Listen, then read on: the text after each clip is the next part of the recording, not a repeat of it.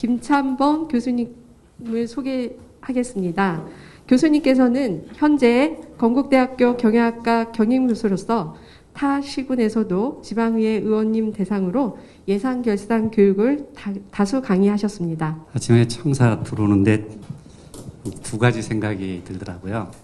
제가 수원에서 만 38년 9개월, 제가 8.1구청장으로 그만둘 때까지 평생 있었던 곳이라 친정집에 오는 것 같기도 하고, 제가 2018년부터 각 지방자치단체 또 지방의회 의원 교육을 상당히 많이 했는데 수원은 지금 처음이에요.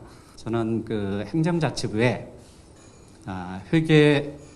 재정회계센터라는 곳에서 해마다 지방자치단체 결산이 끝나면 결산에 대한 지적사항과 관련된 교육을 하는 게 있어요. 거기에 지적되는 사항을 먼저 넣으면서 이 지적사항은 결산과 예산은 절대 분리될 수 없어요. 예산 따로 결산 따로는 그건 논리적으로 맞질 않아요. 왜냐하면 뒤에서 설명드리겠지만 예산은 의원님들이 그래 잘하겠다고 하니까 승인해 줄게 해서 사전적으로 감사하는 검사예요. 앞으로 되어질 일이지만 사전에 내가 오케이 검사해 주겠다. 그리고 결산은 끝나고 나서 잘하라고 했는데 잘했는지 못했는지를 보는 거기 때문에 연계되는 거여서 결산 따로 예산 따로가 아니라 결산과 예산은 늘 함께 가야만 재정 분석하는 데 굉장히 유효할 거다라는 전제를 말씀드리고, 오늘 제가 많이 알지는 못하지만 특히 수원시는 아까 차 마시면서 얘기했지만 단단해요. 다른 데 가면 제가 작년 2018년도에 포천시 갔을 때는 그 포천시 의원들이 전체 의원이 다 신규가 되셨어요. 새로 들어오신 거예요.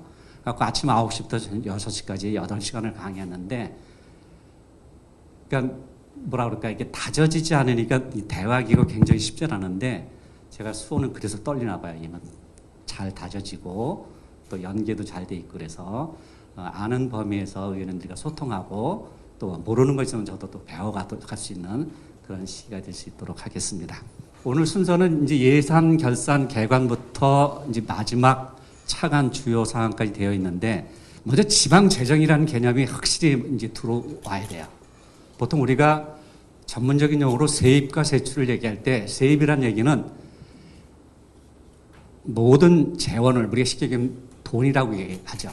재정을 밖에 또는 내부로부터 걷어들이는 거예요. 쉽게 얘기하면 이거를 조세라고도 얘기하고 공권력에 의한 확보라고도 많이 얘기를 해요.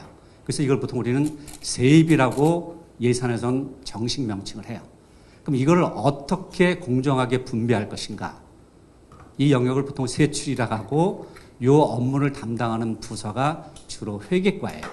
그래서 회계는 예산의 목적을 달성하기 위한 부서라고 해도 과언이 아니에요. 왜냐하면 일단 의원님들이 예산으로 승인해준 내용을 승인해준 범위 안에서 회계 절차에 의해서 돈을 공정 분배하는 기관을 하기 때문에 세입과 세출 굉장히 중요하고, 우리가 보통 회계라고 하면 요 세출 영역, 요 영역을 보통 우리가 회계 영역이라고 해서 주로 회계과에서 지출, 계약, 그다음에 국공유재산 이 세 가지를 주로 담당하죠. 그래서 국공유재산인데 국유재산은 다 알고, 공유재산은 지방자치단체 재산을 통칭해서 공유재산이라고 해요. 명칭으로 보면. 아까 말씀드렸듯이 제가 조금 강하게 이제 공권력이라는 말씀을 좀 드렸어요. 뒤에 가서 주민의 알 권리라는 말씀도 드리겠지만 굉장히 예민합니다. 작년도 2021년도 결산이 끝나고 아마 7월 달쯤에 이번 회기나 아니면 지난 회기 말에 결산 승인이 났을 거예요. 승인이 나면 보통 9월 달 한 2개월 지나서 결산에 대한 재정 공시를 하게 돼 있고, 이제 의원님들이 금년 연말에 2023년도 예산을 승인해서 방면을 땅땅땅 두드리면 한 2개월 후에 예산에 대한 공시를 하게 돼서 결산 공시와 예산의 공시를, 그 공시는 굉장히 의미가 있어요. 주민들로부터 조세라고 하는 국민의 의무라고 하는 공권력이라는 것에서 내가 낸 건에 대해서 대의기관인 나를 대신해서 의정활동하시는 의원들이 어떻게 활동하고 계시는가, 어떻게 우리 수원시 살림을 이끌어가고 계시는가를 주민들에게 알려주는 굉장히 중요한 기구거든요. 이런 얘기를 좀 보셨으면 좋겠고, 지방 예산의 큰 세 가지 틀은 꼭 기억했으면 좋겠어요. 첫 번째가 조직 유지관리예요. 기관의 유지관리. 수원시라고 하는 거대 조직을 어떻게 이끌어갈 것인가. 두 번째, 우리가 늘 많이 얘기하는 주민 복리 증진이요. IMF 끝나고 나서 문화적 욕구 부분에 대해서 이제 주민들이 굉장히 많이 기회도 잃고 할 수 있는 이 주변의 물리적 분위기도 아니어서 앞으로 뒤에 축제 예산 분석도 좀 같이 나눠보겠지만, 코로나가 잠시 끝나고 난 이후에, 끝나고보다도 완화된 이후에 주민들이 한 2년 동안 여러분들 생년월일 홀수냐 짝수냐 1, 2, 3, 4에 따라서 마스크 산다고 생각 한번 해보셨어요? 1년생, 9년생은 월요일 날 마스크 사고, 2월, 8월은 화요일 날 가서 마스크 사고, 우리가 이런 시대를 살았어요. 그리고 아마 적어도 2년 동안은 봄, 여름, 가을, 겨울 있었나요? 없었어요. 사람은 기본적으로 모여서 살아야 되는데 흩어져 살아야 산다고 2년 동안 그렇게 배워왔어요. 그러니까 우리의 기본적인 상식 구조가 많이 바뀌어진 2년 지난 이후에 이제 조금 주변이 여유로울 때 의원님들이 지역 주민들의 복리 증진을 해서 어떻게 방향성을 가져야 될 것인가는 저는 굉장히 큰 숙제라고 얘기를 해요. 그냥 집행부에서 올라온 얘기를 마저 틀려 깎고 말어 뭐 이게 아니라 2년 동안 모이지 못하고 주민의 문화적 욕구를 누리지 못했던 주민들에게 어떻게 의욕을 불어일으킬 것인가, 그건 절대적으로 의원님들의 몫이라고 생각해요. 그런 큰 틀에서 이 복리 증진의 의미는 굉장히 크고, 그다음에 지역 개발이죠. 그래서 수입과 지출, 결국 예산이라고 하는 것은 예정적 예산이에요. 승인은 해주지만 앞으로 되어질 것이다라는 전제하에 쓴 예정적이에요. 그래서 중간에 변동이 있을 때 우리가 뭘 하죠? 추경을 하잖아요. 추경을 하고 또 전용 2월 이체라는 제도를 통해서 A라는 방향성을 갖고 의원님들이 승인해 줬지만 사회 구조가 변했다, 환경이 변했고 상황이 변하면 이렇게 돼야 되겠구나. 그래서 추경제도, 그다음에 전용 2월 이체 제도가 있어요. 이런 것들도 이 예정적 개선이라는 단어가 가져다주는 큰 뜻이겠다 생각이 되어집니다. 조금 그냥 기본적 용어 정리를 좀 하려고 좀 해요. 보통 우리가 그 시가 자립도가 좋으냐 자주도가 좋으냐라는 얘기를 굉장히 많이 해요. 자립도가 좋다고 해서 절대적으로 잘 살고 자립도가 나쁘다 해서 절대적으로 못 사는 그런 개념은 아니지만, 보통 우리가 자체 재원이라고 하는 것은 지방세와 세의 수입을 얘기해요. 그래서 이 자체 재원을 가지고 우리는 보통 자립도를 평가를 해요. 그래서 자립도가 높다 낮다 할 때 수원 특례시장 이름으로 고지서에 이름을 박아서 고지서를 내보내서 받아들이는 세금이라고 판단하시면 쉽게 이해가 될 거예요. 이 얘기를 자체 재원이라고 하고 보통 자립도를 평가할 때 이 단어를 많이 써요. 뒤에 이제 수원시의 연도별로 세입, 세출의 비율에 따른 이제 분석표를 제가 붙여놨는데 그때도 말씀드리겠지만 잘 판단해 보셨으면 좋겠고, 두 번째가 이제 의존 재원이라는 게 있어요. 지역 주민들이 낸 세금을 가지고 125만 거대 특례시를 이끌어가기에는 재정적 한계가 있다. 이게 다시 얘기하면 지방세로서 지방의 여러 가지 재정적 수요를 충당하기에는 재정적 한계가 있기 때문에 국가에서 각 지방자치단체별로 보조금을 내려줘요.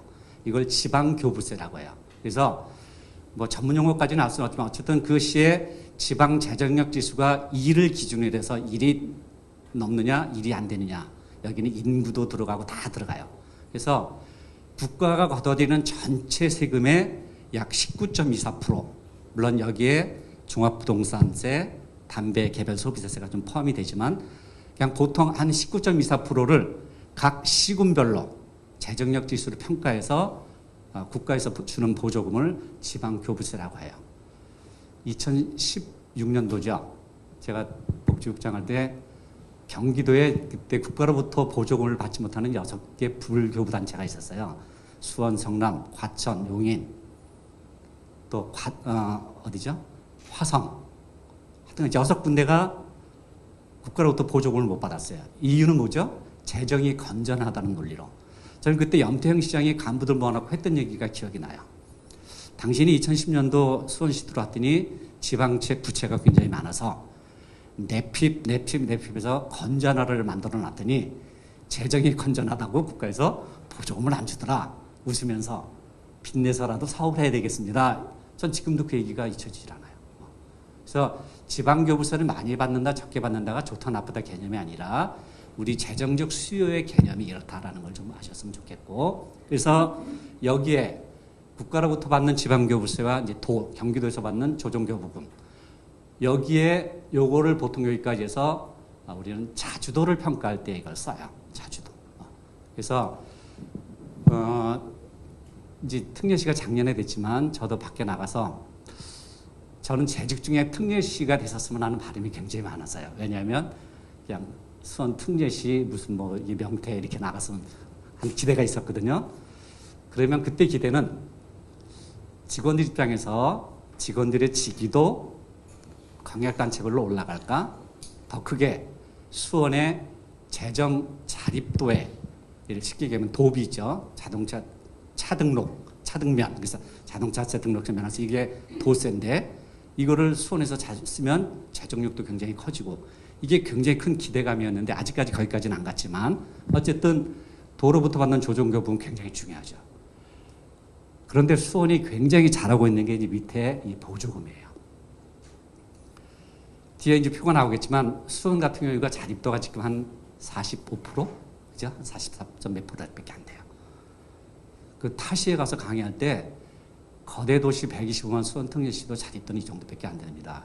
근데 예산이 3조가 넘어갑니다. 그럼 와 그래요. 지난주 임실군 가서 강의했을 때 거기 인구가 2만 6천이에요. 예산이 한 5천억 정도. 제가 가서 좀 우스갯소리를 했어요. 제가 인계동장 할 때 2007년도 인계동장 할 때 그때 인구가 인계동이 직원 저 포함해서 13명의 인구가 5만 3천 명이었어요. 근데 임실군은 2만 6천 명의 직원이 600명이더라고요. 이제 웃으면서 얘기했지만 뭐 그 지역적 여러 가지 이제 이 산업 구조라든가 이게 달라서 구조는 다르지만 어쨌든 굉장히 중요한 하나가 이제 보조금이에요. 뒤에 가서 보조금 보면 보조금을 수원시가 엄청 많이 받아왔어요. 절대적으로 의원님들 공이에요. 도의원님들 찾아가고 지역 국회의원 통해서 우리 지역 아니면 내가 주민들한테 공약한 이 사업이니까 도비 달라, 국비 달라. 그래서 가져온 거야. 또 직원들 얼마나 노력해요. 임실군에 가서 수원 같은 경우는 보조금을 많이 받아오는 직원에게 인상 가점 주는 제도도 운영했었다라고 하니까 놀래요. 그 이유는 그만큼 수원 시민이 내는 세금 가지고 국가나 도가 주는 세금 가지고는 우리 재정력을 감당하기에 부족하거든요. 뒤에 살지만 국가에서 받아오는 이 국가나 도로부터 받아온 보조금이 30%가 넘어요. 수원이야. 거의 40%가 돼요. 이건 엄청난 거예요. 다 놀래요. 아마 그래서 수원이 저력이 있고 수원이 그래서 제일 큰 도시로 아마 이렇게 전국을 이끌어가는 도시로 되지 않았나 싶습니다. 그래서 참고로 자체 재원은 보통 우리가 자립도를 평가할 때 쓰고 이 의존 재원까지를 포함해서를 보통 우리가 자주도라고 해요. 그래서 자주도는 무리도는 아니지만 국가나 도로부터 받아오지만 수원 특례시장의 이름으로 고지서를 내보내도록 돈을 자유롭게 쓸 수 있는 여러 개 돈까지 포함해서 보통 우리가 자주도라고 해요. 보조금은 이제 지정돼서 돈이 내려오기 때문에 좀 차이가 있지만 참고로 해서 좀 보셨으면 좋겠다 해서 넣어드렸습니다. 이게 이제 금년도 예산이에요. 본 예산의 내용을 제가 조금 했는데 보니까 2021년도에 자립도가 44.8, 자주도가 54.89. 그러니까 수원시장님 이름으로 나간 고지서로 해서 주민들이 낸 재정의 부담, 전체 부담은 이게 본 예산이어서 좀 차이가 있지만 2조 9천억에 약 45% 정도밖에 확보가 안 되고 국가나 도로부터 받아온 것까지 포함해야 한 55% 정도 되는 거죠. 그런데 이제 금년도 이것도 이제 예산이니까 나중에 결산 끝나고 결산 공시할 때 좀 차이가 있겠지만 예산 공시 보면 올해 이제 본 예산이 3조 4천억 정도 되죠. 근데 자립도는 역시 비슷해요. 44.19. 오히려 자립도는 떨어지고 자주도는 조금 올라가는 걸로 좀 되어 있습니다. 그리고 밑에 이제 통합 재정 수지라고 하는 것은 수원시 뭐 공공기관까지 다 포함해서, 공기관까지 포함해서 전체 세입과 세출을 플러스 마이너스 했을 때 나온 금액을 보통 통합재정 수지라고 한다. 이건 참고로 그냥 보시면 좋을 것 같아요. 그래서 마이너스 금액이 크다고 하면 수입의 비율보다는 지출의 비중이 조금 앞서가고 있는 거다. 그러니까 좋다 나쁘다 개념은 절대 아니지만 그렇게 참고하시면 좋을 것 같습니다. 예산심의는 왜 하나요? 너무 원론적인 질문이지만 굉장히 중요해요. 학자들이 얘기하는 예산심의의 가닥은 여러 가지 가닥이 있지만 저는 세 가닥만 설명드리려고 합니다. 첫째가 재원의 검토예요. 그래서 보통 우리가 행정사무감사 또 상급기관에서도 감사가 나오면 주로 회계감사가 많아요. 회계감사는 의원들이 승인한 예산 범위 안에서 절차를 제대로 이행하느냐 여부예요. 사실은 중요한 것은 돈을 어떻게 받아들일 건가가 너무너무 중요해요. 저는 각식 강의를 가면 세출 감사보다도 세입 분야를 강화시켜라. 받아들일 돈을 잘 받아들여야지. 특히 수원은 삼성전자 지금 한 6천억, 7천억까지 가나요? 1년 세수가요?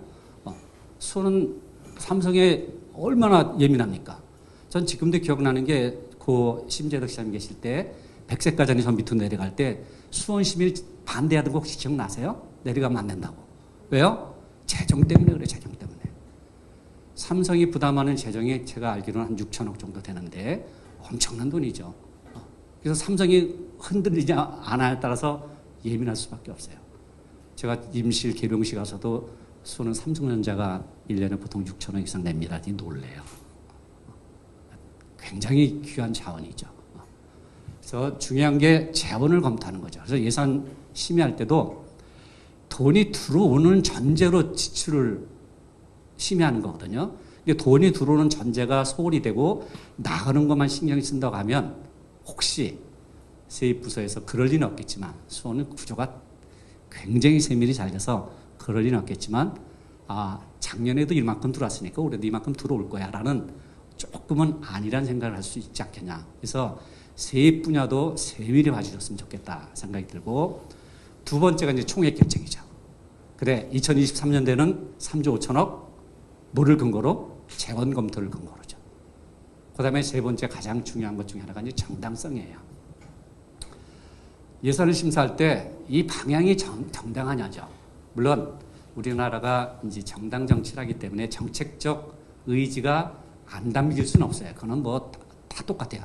그럼에도 불구하고 이 예산의 방향이 정당한가. 그래서 오늘 서대 우리 의원님들이 말씀드린 게 전체 예산 구조의 흐름을 아는 게 오히려 좋겠다. 뭐 때문에요? 이런 정당성 때문에 말씀을 드려요.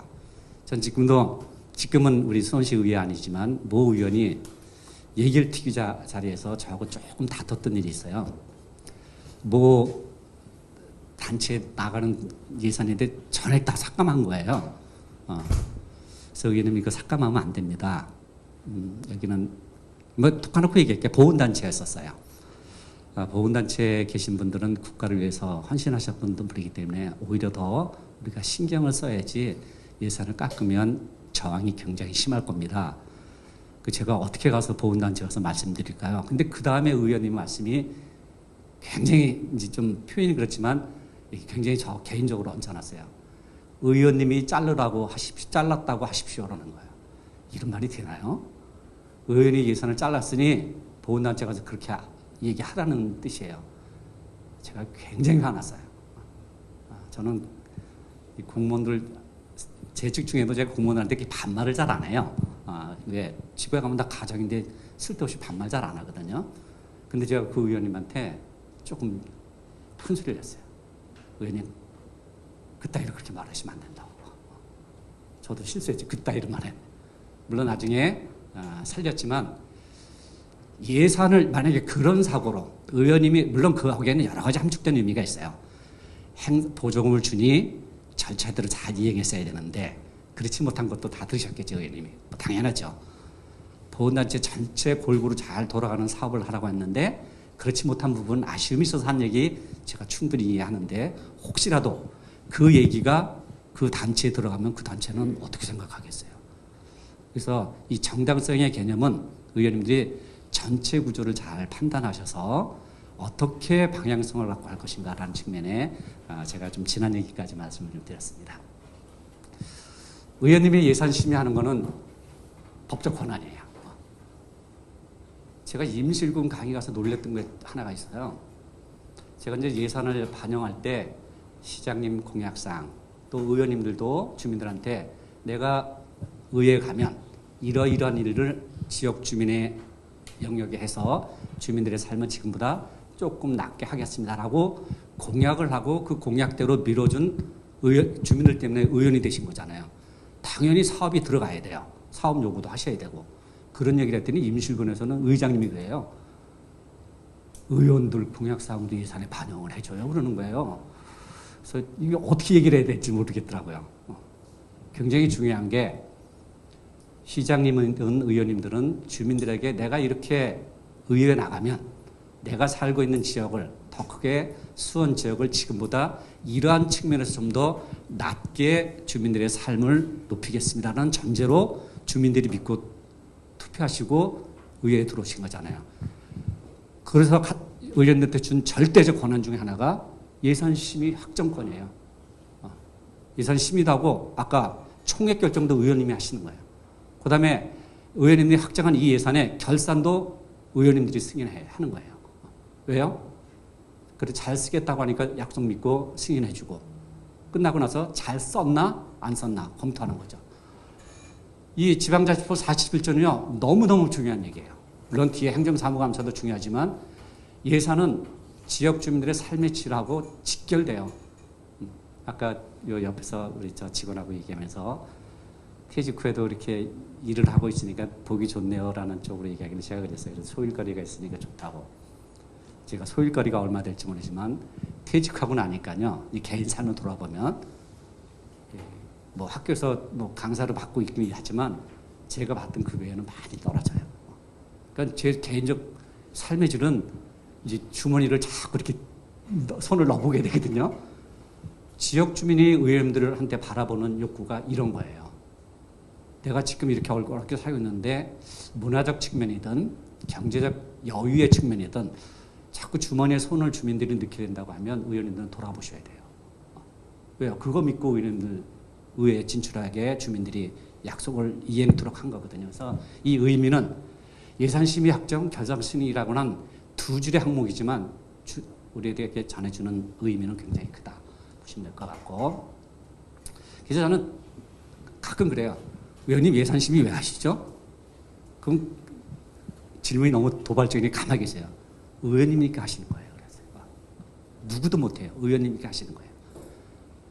절대적으로 중요하다 보시면 좋을 것 같고, 앞으로 142조에 대해서는 지금도 뭐 수원에서 활용하고 있지만 요거를 저는 잘 의원님들이 지혜를 모으셔서 물론 재정의 여력 또 집행부의 행정적 방향 다 검토하셔야 되겠지만 여기 이렇게 되어 있습니다. 지방자치단체 장애 동의 없이 지출 예산의 각 항의 금액을 증가하거나 새로운 비용 항목을 설치할 수 없다. 그래서 예산의 편성권은 집행부에 절대적으로 있어요. 그럼에도 불구하고 예산을 심의하고 승인할 때 이런 앞에 단서가 있어요. 지방자치단체 장애 동의가 없으면 일체 집행부에서 올라온 예산의 항목을 늘리거나 감할 수가 없죠. 항목을. 금액의 감은 있지만 다시 거꾸로 얘기하면 예산 심의 중에도 지방자치단체 장애 동의가 있으면 항목을 늘릴 수가 있다는 얘기예요. 그래서 이거를 적절하게 잘 이용하는 시군들이 굉장히 많아요. 저도 수원에도 한 번 있었죠. 그때 문화복지위원회인가요? 수원의 구가 4개 구인데 어느 특정 한 개 구에서 이 파재 줍는 노인들에 관련된 지원대책 사업이 올라왔는데 3개 구가 올라오질 않았어요. 근데 이제 사업이 너무너무 좋다. 그 문화복지위원들이 4개 구가 공이 다 이 예산을 주어서 어려운 노인들 생계에 좀 보탬이 됐으면 좋겠다 취지로 예산을 세워야 되는데 3개구가 예산 편성이 안 올라왔잖아요. 그때 이제 이거 가지고 논의를 참 많이 했었어요. 기획실장도 부르고 시장님이 출석해야 되느냐, 아니면 구청장들이 있으니까 구청장 동의하에 시장님의 업무를 대리할 수 있으니까 할 거냐 말 거냐. 그래서 전체 동의를 받아서 예산을 내고 공개한 적이 있어요. 그래서 요 예산은, 요 항목은 무리하면 안 되지만 절대적으로 편성권은 집행부에, 예산 심의 의결 확정권은 의회에 있지만 요 내용을 잘 하시면 혹시 집행부에서 놓쳤던 항목을 주민들에게 주민복지 차원에서 또 다르게 돌아갈 수 있겠다 하는 차원에서 좀 말씀을 좀 드립니다. 이제 결산 검사와 관련된 검사 이후에 권고 지적된 사항을 하면서 예산 심의를 어떻게 될 것인가를 연계해서 설명드리도록 하겠습니다. 첫 번째가 이제 예산 전행 미집행이에요. 근데 저는 이 지적사항을 보면서 행정 규제 개혁 추진 외라는 내용을 보고 제가 조금 놀랐어요. 행정 규제 개혁 추진이라고 하면 집행부에서는 엄청나게 방향성 있는 사업이면은 이 단어만 봐도 충분히 이해가 되는데 결산을 해보니까 어떻게 됐어요? 집행이익이 제로였어요. 이 얘기는 전제는 뭐죠? 의원님들이 집행부에서 그게 뭐 총무과가 됐든 기획실이 됐든 우리 시에, 우리 군에 이 업무를 추진해서 여러 가지 그동안 잠재되어 있던 행정 내용들을 끄집어내서 새롭게 행정 절차를 다시 밟아야 된다라는 취지에서 아마 의원님들한테 강하게 요구를 해서 예산 반영을 받았을 거예요. 이제 올해 입성하신 의원님들도 가끔 보시면 알겠지만 과거에 그런 얘기 많았어요. 저도 어릴 때 많이 들었는데 예산을 의원님들이 자르시잖아요. 막말로. 그러면 어떻게 하는지 알아요? 저 이거 자르면요 시장님한테 죽어요. 이거 반드시 예산 살려주세요. 이런 얘기 많이 해요. 그 뭐죠? 집행부에서는 굉장히 필요한 항목이라는 얘기예요. 그래서 그 얘기를 듣고 의원님이 예산을 세웠는데 어떻게 됐어요? 집행을 하나도 안 했어요. 두 가지 의미가 있어요. 첫째, 예산 편성할 때 집행부에서 의원님들한테 앞으로 예정적 계산 수치라고 하지만 예전적 판단을 잘못해서 승인하게끔 의원님들한테 판단을 흐리게 했다는 인간적 측면이 있고, 두 번째, 절차상으로 연말이 되도록 만약에 집행이 안 되면 아까 뭐가 있다고 그랬죠? 추경제도가 있다고 그랬잖아요. 연말에 가서 마무리 추경때가 됐든 중간에 1회, 2회 추경때가 됐든 이 사업이 진행이 되지 않을 것이라 판단이 되면 감시키고 이 돈을 딴 데 쓸 수 있도록 해줘야죠. 어쩌면 의회 책임도 있어요. 예산 승인해 주시고요. 해당 부서 각 상임위별로 해당 보면 굉장히 중요한 사업들이 있어요. 특히 시장님 공약상, 또 의원님들이 공약한 사업, 이 사업들이 예산 승인 받은 이후에 각 부서에서 제대로 추진하고 있는지 해당 부서 과장들을 자주 불러서 얘기를 좀 나누세요. 차도 좀 마시고. 저는 기획예산과 그 예산이 등장할 때 모 의원, 지금은 수원시 의원 아닌데 그분은 굉장히 자주 내려오셨어요. 내려오면 직원들은 부담스럽잖아요. 의원님이 내려오시면. 근데 늘 와서 딴 데도 안 앉아요. 제 옆에서 그냥 그 보호적이지 않고 이 자판기에 커피 마시면서 얘기를 굉장히 많이 했던 의원이 있어요. 전 지금도 기억이 굉장히 새로워요. 그러면 어떻게 돼요? 저는 얘기를 다 해드릴 수밖에 없어요. 사람이라고 하면. 그래서 관계 부서 과장 팀장을 부르면 가서 차 마시고 얘기하면요. 행정사무감사 자료 다 나와요. 답변 다 나오게 되어 있어요. 그 얘기는 유대를 잘하면 결국은 이게 누구를 위한 거죠? 수원 시민을 위한 거예요. 결론이요. 그래서 이 얘기는 굉장히 중요하다. 그래서 세입세출 예산 절차상의 예측과 관련해서 제도를 둔 추경제도를 이행하지 못했다고 하는 절차상의 문제가 있고, 첫 번째 아까 얘기했듯이 의원들이 승인했던 사업 방향성에 대한 이 방향을 못 잡은 거예요.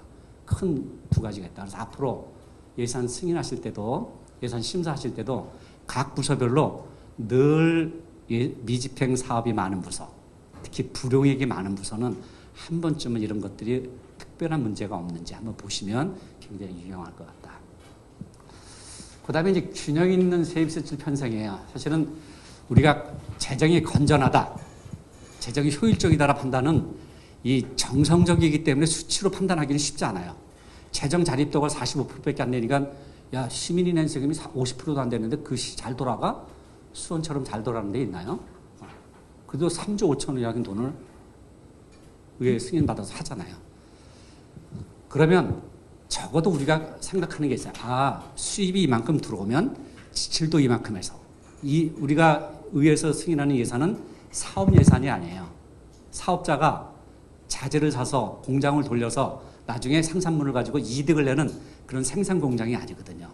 주민들이 법에서 낸 세금을 가지고 다시 주민들에게 복리라는 차원에서 돌려드리는 대전제하에 시작이 되는 게 행정이잖아요. 그렇다고 하면 우리가 보통 세입이 늘어나면 세출도 거의 일정 비율 늘어나야 돼요. 이럴 때 행자부에서 결산 자료를 가지고 할 때 균형이 있다, 균형이 조금 부족하다, 효율성이 많다, 효율성이 적다라는 판단으로 이 결산검사 평가를 해요. 그리고 교육도 시켜요. 그 자료 중에 하나인데 모 시군에 보면 이제 평균 세입은 약 10.6%가 올랐는데 세출은 7.7%가 올라갔어요. 그래서 이런 것도 한번 이제 예산 검사 또 행정사무감사 때 한번 보셨으면 좋겠고, 잉여금이라고 하는 것은 글자 그대로 돈이 들어오고 나간 차익을 잉여금이라고 해요. 그런데 잉여금의 차이가 보통 연평균 증가가 34.5%예요. 그러니까 이게 370억, 510억, 700억, 1000억 이렇게 막 이월금이 넘어가요. 이월금이 많다는 얘기는 생산을 가지고 이익을 추구하는 사업주에게는 글자 그대로 따봉일 수밖에 없지만 행정은 그게 아니잖아요. 어쩌면 잉여금이 많다는 얘기는 돈을 잘못 쓰고 반납하는 돈이 많든지, 돈을 예산을 더해서 주민들에게 지역 복지를 해야 되는데 돈을 그냥 쌓아두고 있든지라고 판단할 수 있는 여지가 있다는 얘기죠. 밑에 보면 잉여금 중에 이월금은 뒤에 가서 설명드리겠지만 보조금이라고 하는 것은 상급기관으로부터 받은 돈을 쓰고 남은 돈을 반납하는 거잖아요. 여기도 보면 반납 금액이 이제 굉장히 많죠. 점점 늘어나요. 이것도 한번 보셨으면 좋겠고, 뒤에 가서 2월 3일 때 또 설명드리겠습니다. 중요한 게 이제 순세계 잉여금입니다. 제가 뒤에 수원시 것도 해놨는데 이건 우리 수원시 건 아니지만 순세계 잉여금 5년 평균의 증가율이 89.9%예요. 다시 얘기하면 48억에서 150억에서 330억에서 620억까지 늘어났어요. 다시 얘기하면 주민들이 낸 세금, 국가나 도로부터 받은 돈에서 지역 주민들을 위해서 행정을 폈는데 남은 돈이 이 돈이란 얘기예요. 이걸 거꾸로 얘기하면 더 주민들을 위해서 쓸 수 없었을까? 제가 작년에 화성시 강의할 때 그 얘기를 했어요. 의장님도 오시고 오셨는데 화성에는 저 조암, 이 매양리 쪽에 그 사격장 때문에 피해가 많았잖아요. 마침 거기 출신 의원님도 계시더라고요. 근데 작년에, 그러니까 재작년 기준 화성시의 이 순세계 잉여금이 6천억이 나온 거예요. 6,600억이. 6,600억이면 한 오산시 예산 되나요? 오산보다 좀 작나요? 하여튼간 뭐 임실군이 됐던 계룡시 예산보다도 더 많은 돈이 금고에 쌓여 있는 거예요. 쉽게 얘기하면. 그래서 제가 웃으면서 의장님, 저 조암에서 매양리 출신 의원님한테 예산을 더 주시죠. 돈을 6,600억씩 남기면서. 그랬더니 그거 가지고 참또 골머리 앓고 있다는 거예요. 이 얘기는 많아서 좋고 적어서 나쁘다는 건 아니에요. 그 대신 행자부에서 평가하는 평가의 용어 정리는 이렇게 되어 있어요. 순세계 잉여금의 비율이 낮을수록 재정이 건전하다고 평가하는 추세예요. 몇 프로라고도 되어 있지 않지만 그 얘기는 주민들이 낸 세금은 가급적 주민들에게 많이 돌려줘야 된다라는 저는 그렇게 방향성으로 이해했어요. 의미는 맞을 것 같아요. 그런데 여기도 보니까 처음에 2014년도에는 48억에서 620억까지 돈이 남았다고 하면 굉장히 돈이 많이 남아있죠. 혹시 이럴 때 지역 주민들을 위해서 지역 복리라든가 지역 개발에 혹시 빠진 게 없는지, 다시 얘기하면 더 주민들에게 되돌려 드려야 될 부분은 없는지 검토하시는 게 좋죠. 수원 같은 경우도 이제 뒤에 가서 말씀드리지만 삼성전자가 있어서 굉장히 중요할 수도 있지만 이제 반도체 세계 시장 흐름에 따라서 수원은 엄청 예민하잖아요. 지금 바이든이 와서 뭐 반도체 하지만 사실은 득실을 따져보면 사업자들이 고민이 많잖아요. 엄청 고민이 많아요, 지금요. 막 1년에 세수에 6천억을 정도 감당한다고 하면 이건 뭐 한 개 시잖아요, 한 개 시. 그래서 이런 거를 검사하실 때 특히 수입부서에 세수 계획 내용에 보고 이런 분석을 어떻게 하고 있는지를 평가하시고 그 다음에 세출 심사도 하시고 승인도 하시는 게 좋겠다는 취지로 말씀을 드립니다. 여기도 그렇게 나왔죠. 순세계획 비율이 반 이상을 차지하고 있다는 얘기는 많이 좀 돌아봐야 되겠다 하는 측면에서 말씀을 드립니다. 그 다음에 세 번째가 이제 세입결산, 불납결산이에요. 사실은 이제 세입부서에서 징수 결정을 하고 나면 잘못돼서 행정적으로 잘못되든지 아니면 본인이 재산이 없든지 돈을 못 내서 이제 이거를 결선 처분하는 시점이 돌아올 때가 굉장히 많은데 가장 많이 돈이 없는데 뭐 행방불명, 무재산, 그 다음에 이제 시효소멸 이렇게 결손이라는 얘기는 돈을 받았는데 일정 시간이 되는 동안 이 사람한테는 도저히 세금을 받을 방법이 없으니 차라리 없는 걸로 까는 게 낫겠다라는 취지예요. 결손이라는 게. 근데 그 이유가 가장 많은 게 시효소멸 이유가 굉장히 많아요. 우리 알지만 공기관의 시효소멸은 5년이잖아요. 소멸시효라고도 하고 시효소멸이라고도 하고 다시 얘기하면 5년 동안 수원시장이 세금을 부과하면 5년이 지난 이후에는 이 사람은 돈을 안 내도 법적으로 하자가 없고 당연히 부과된 기관에서는 돈을 받아들이도록 노력해야 되는데 안 받아도 5년이 지나면 법적으로는 하자 없는 이런 의미를 담은 게 시효소멸이에요. 그런데 결손할 때 시효소멸 이유가 많다는 얘기는 저도 옛날에 재산세 팀에 좀 있었지만 담당 과장들이 이 결손할 때 도장을 잘 안 찍으려고 그래요. 왜냐하면 세금을 결손을 많이 하면 사실은 행방불명이 돼서 전혀 징수가 불가능하면 빨리빨리 털어내야 돼요. 사실은요. 그런데 돈을 털어내는 것에 자기 도장이 찍히는 이게 굉장히 부담스러워서 잘 안 하려고 해요. 근데 그 이유 중에도 시효소멸, 다시 얘기하면 5년이 지난 이후로 결손 처분한다는 얘기는 두 가지가 있죠. 실제 5년 동안 끝까지 추적했지만 사람을 못 찾든지 돈이 없을 경우도 있고 두 번째는 이건 혹시예요. 조금 행정적 나태함을 통해서 그냥 시간 지나다 보니까 5년이 지났네? 이런 경우도 혹 있을까봐 감사나 심의하실 때 의원들이 짚어주십사 하는 뜻에서 말씀 좀 드립니다. 굉장히 중요한 의미가 있어요. 이건 주정차 위반 같은데 이건 행감 때도 굉장히 많이 나와요. 뭐 군에서 나온 건데 특별 A 차량이 건수가 544건이나 주정차 위반이에요. 전 상식적으로 이해가 안 돼요. 제 차가 한데 제가 만약에 544건 돼 있으면 수원시에서 가만히 있을까요? 전 죽일 놈 될 거예요. 수원은 그만큼 아주 철저하게 많이 하긴 해요. 그런데 어쨌든 건수가 이 중에서 체납이 22건씩이나 걸렸어요. 뒤에도 보면 대개 이렇게 걸렸어요. 그래서 이런 것들은 두 가지 의미가 있죠. 혹시 의회에서 예산을 잘 세워서 이 사람들이 주정차 위반 단속 업무, 주정차 위반금 징수 업무를 잘 할 수 있도록 행정적 배려에 예산 어떤 플러스 요인이 있었는지. 두 번째는 직원들이 혹시 조금은 게을러서 못했는지. 만약에 전자처럼 예산을 잘 지원해서 의욕을 가지고 그들이 징수 업무, 부과 업무를 할 수 있는 부분이 혹시 놓쳤다고 하면 의원님들도 이 부분도 좀 살펴주십사.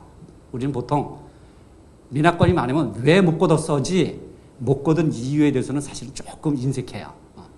발로 뛰면 되지만 발로 뛰는 것도 여력이 사실은 있거든요. 혹시 이럴 때 의원님들이 예산 승인권을 갖고 있을 때 행정적으로 정말 불편한 게 뭐야? 이럴 때 불러야 돼요. 왜냐하면 눈치 보느라고 또 발 못할 수도 있거든요. 이럴 때 사실 얘기해봐라. 어려우면 예산 세워주겠다. 이런 식으로 해서 이런 업무도 풀어갈 수 있는 방법이 있겠다 싶어서 제가 교육 자료에 좀 넣었습니다. 내용이 얘기고요. 이제 아까 순세경제금 아까도 나왔는데 그만큼 중요하기 때문에 행자부 회계통계센터에서 지적사항으로 넣었는데 이것도 똑같은 얘기예요. 순세계 잉여금이 2015년부터 18년까지인데 점차 늘어나고 있죠. 특히 2018년도는 2015년도 510억이 1,800억이 올라갈 정도로 순세계 잉여금이 많이 올라갔어요.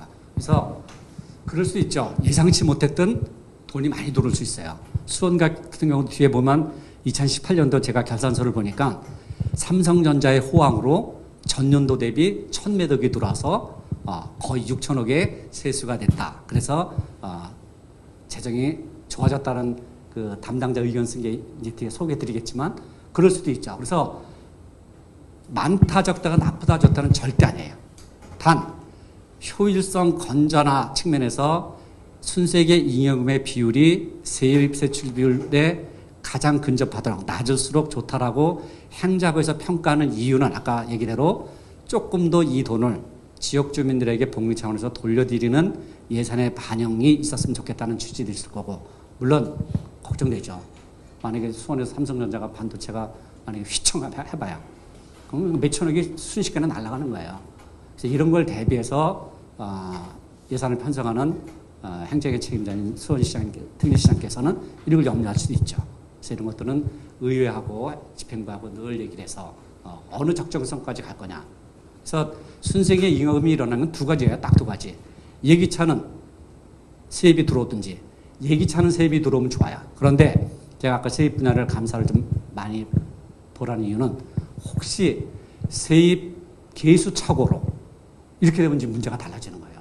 다시 얘기하면 담당자들이 세입 추계를 정확하게 해야 되는데 전년도 이 정도 들어왔으니까 뭐 수원 이 정도 들어오겠지라는 혹시 아니란 생각이 있어서 세수 추계가 잘못돼서 돈이 더 들어와서 순세계 잉여금이 들어갔다고 하면 행정 분야에서는 한번 의회에서 야단치시는 것도 좀 괜찮다. 두 번째, 세출 측면에서 돈을 잘못 써가지고, 그죠? 아까처럼 집행을 안 하는 거예요. 돈이 많이 남을 수 있죠. 뭐 불용액이 많이 남다든가. 그거는 되짚어보면 행정집행부에서 혹 의회로부터 승인받은 세출 예산에 대해서 집행에 조금의 게으름이 없었는지를 한번 볼 수 있는 그런 여지가 있다. 그래서 말씀을 드리는 겁니다. 세입세출의 현금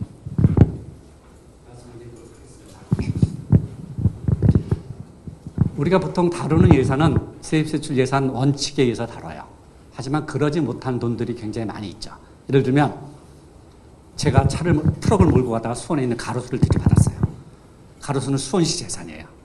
그럼 제가 가로수 나무를 다시 심든지 심게끔 수원시에 돈을 내든지 둘 중에 하나 해야 되잖아요. 그래서 보통 사람들은 돈을 맡겨요. 이 돈을 가지고 이 나무를 심으라고. 이렇게 들어오는 돈을 모든 예산에 편성하도록 되어 있거든요. 예산 편성 지침에. 돈이 들어온다고 막 쓰는 게 아니라 반드시 예산 편성을 해야 돼요. 편성이라는 얘기는 뭐죠? 의회의 승인을 받아야만 예산으로 확정된다는 얘기예요. 그런데 이렇게 들어온 돈을 그때그때 예산 편성할 수 있나요? 그래서 이런 돈을 쓰도록 국가에서 제도를 만든 게 세입세출의 현금이에요. 그래서 가끔 우리 의원 중에도 사업하시는 분 계시면 공사할 때 뭐 입찰 보증금을 끊는다든지 공사 끝나면 하자 보증금을 끊는다든지 아까 얘기대로 특별한 일이 있을 때 그 돈을 수원시에 맡길 때 수원에서 들어온 이 돈 이런 돈을 보관하고 출납을 관리하는 영역을 세입세출의 현금이라고 얘기를 해요. 그래서 전 이거 제가 감사를 받았던 기억이 나요. 제가 7급 때 회계과 경리계에 있었는데 그때는 그냥 제가 선배로부터 받은 돈 이게 이제 가장 잘못된 게 그거예요. 저도 후배들한테 나중에 얘기했는데 법을 배워야지 절대 선배들이 이렇게 했다라는 얘기는 순위를 바꿔라. 그냥 앞에서 선배들이 그렇게 했어요. 제가 돈을 냈잖아요. 이 돈이 만약에 쌓였어요. 근데 일정 기간이 되면 은행에서 보통 6월달, 12월달 1년에 2번 발생 이자가 생기잖아요. 이자를 그때 어떻게 하냐면 수원시 세입으로 다 넣었어요. 근데 감사원에서 감사받는데 확실히 많이 배운 사람이 났는지 저한테 질문을 하는 거예요. 이 돈이 누가 낸 돈입니까? A라는 사람이 보관금으로 냈습니다. 그러면 이 돈이 만약에 다 끝나면 이 돈을 돌려드려야 되죠? 네, 돌려드려야 됩니다. 그럼 여기서 발생하는 이자는 누구 돈인가요? 딱 그런데 제가 말문이 막혔어요. 그 사람 돈이잖아요. 이자. 그 이후로 지금 모든 기타 보관금 같은 거를 가상계좌로 개개별로 다 해요.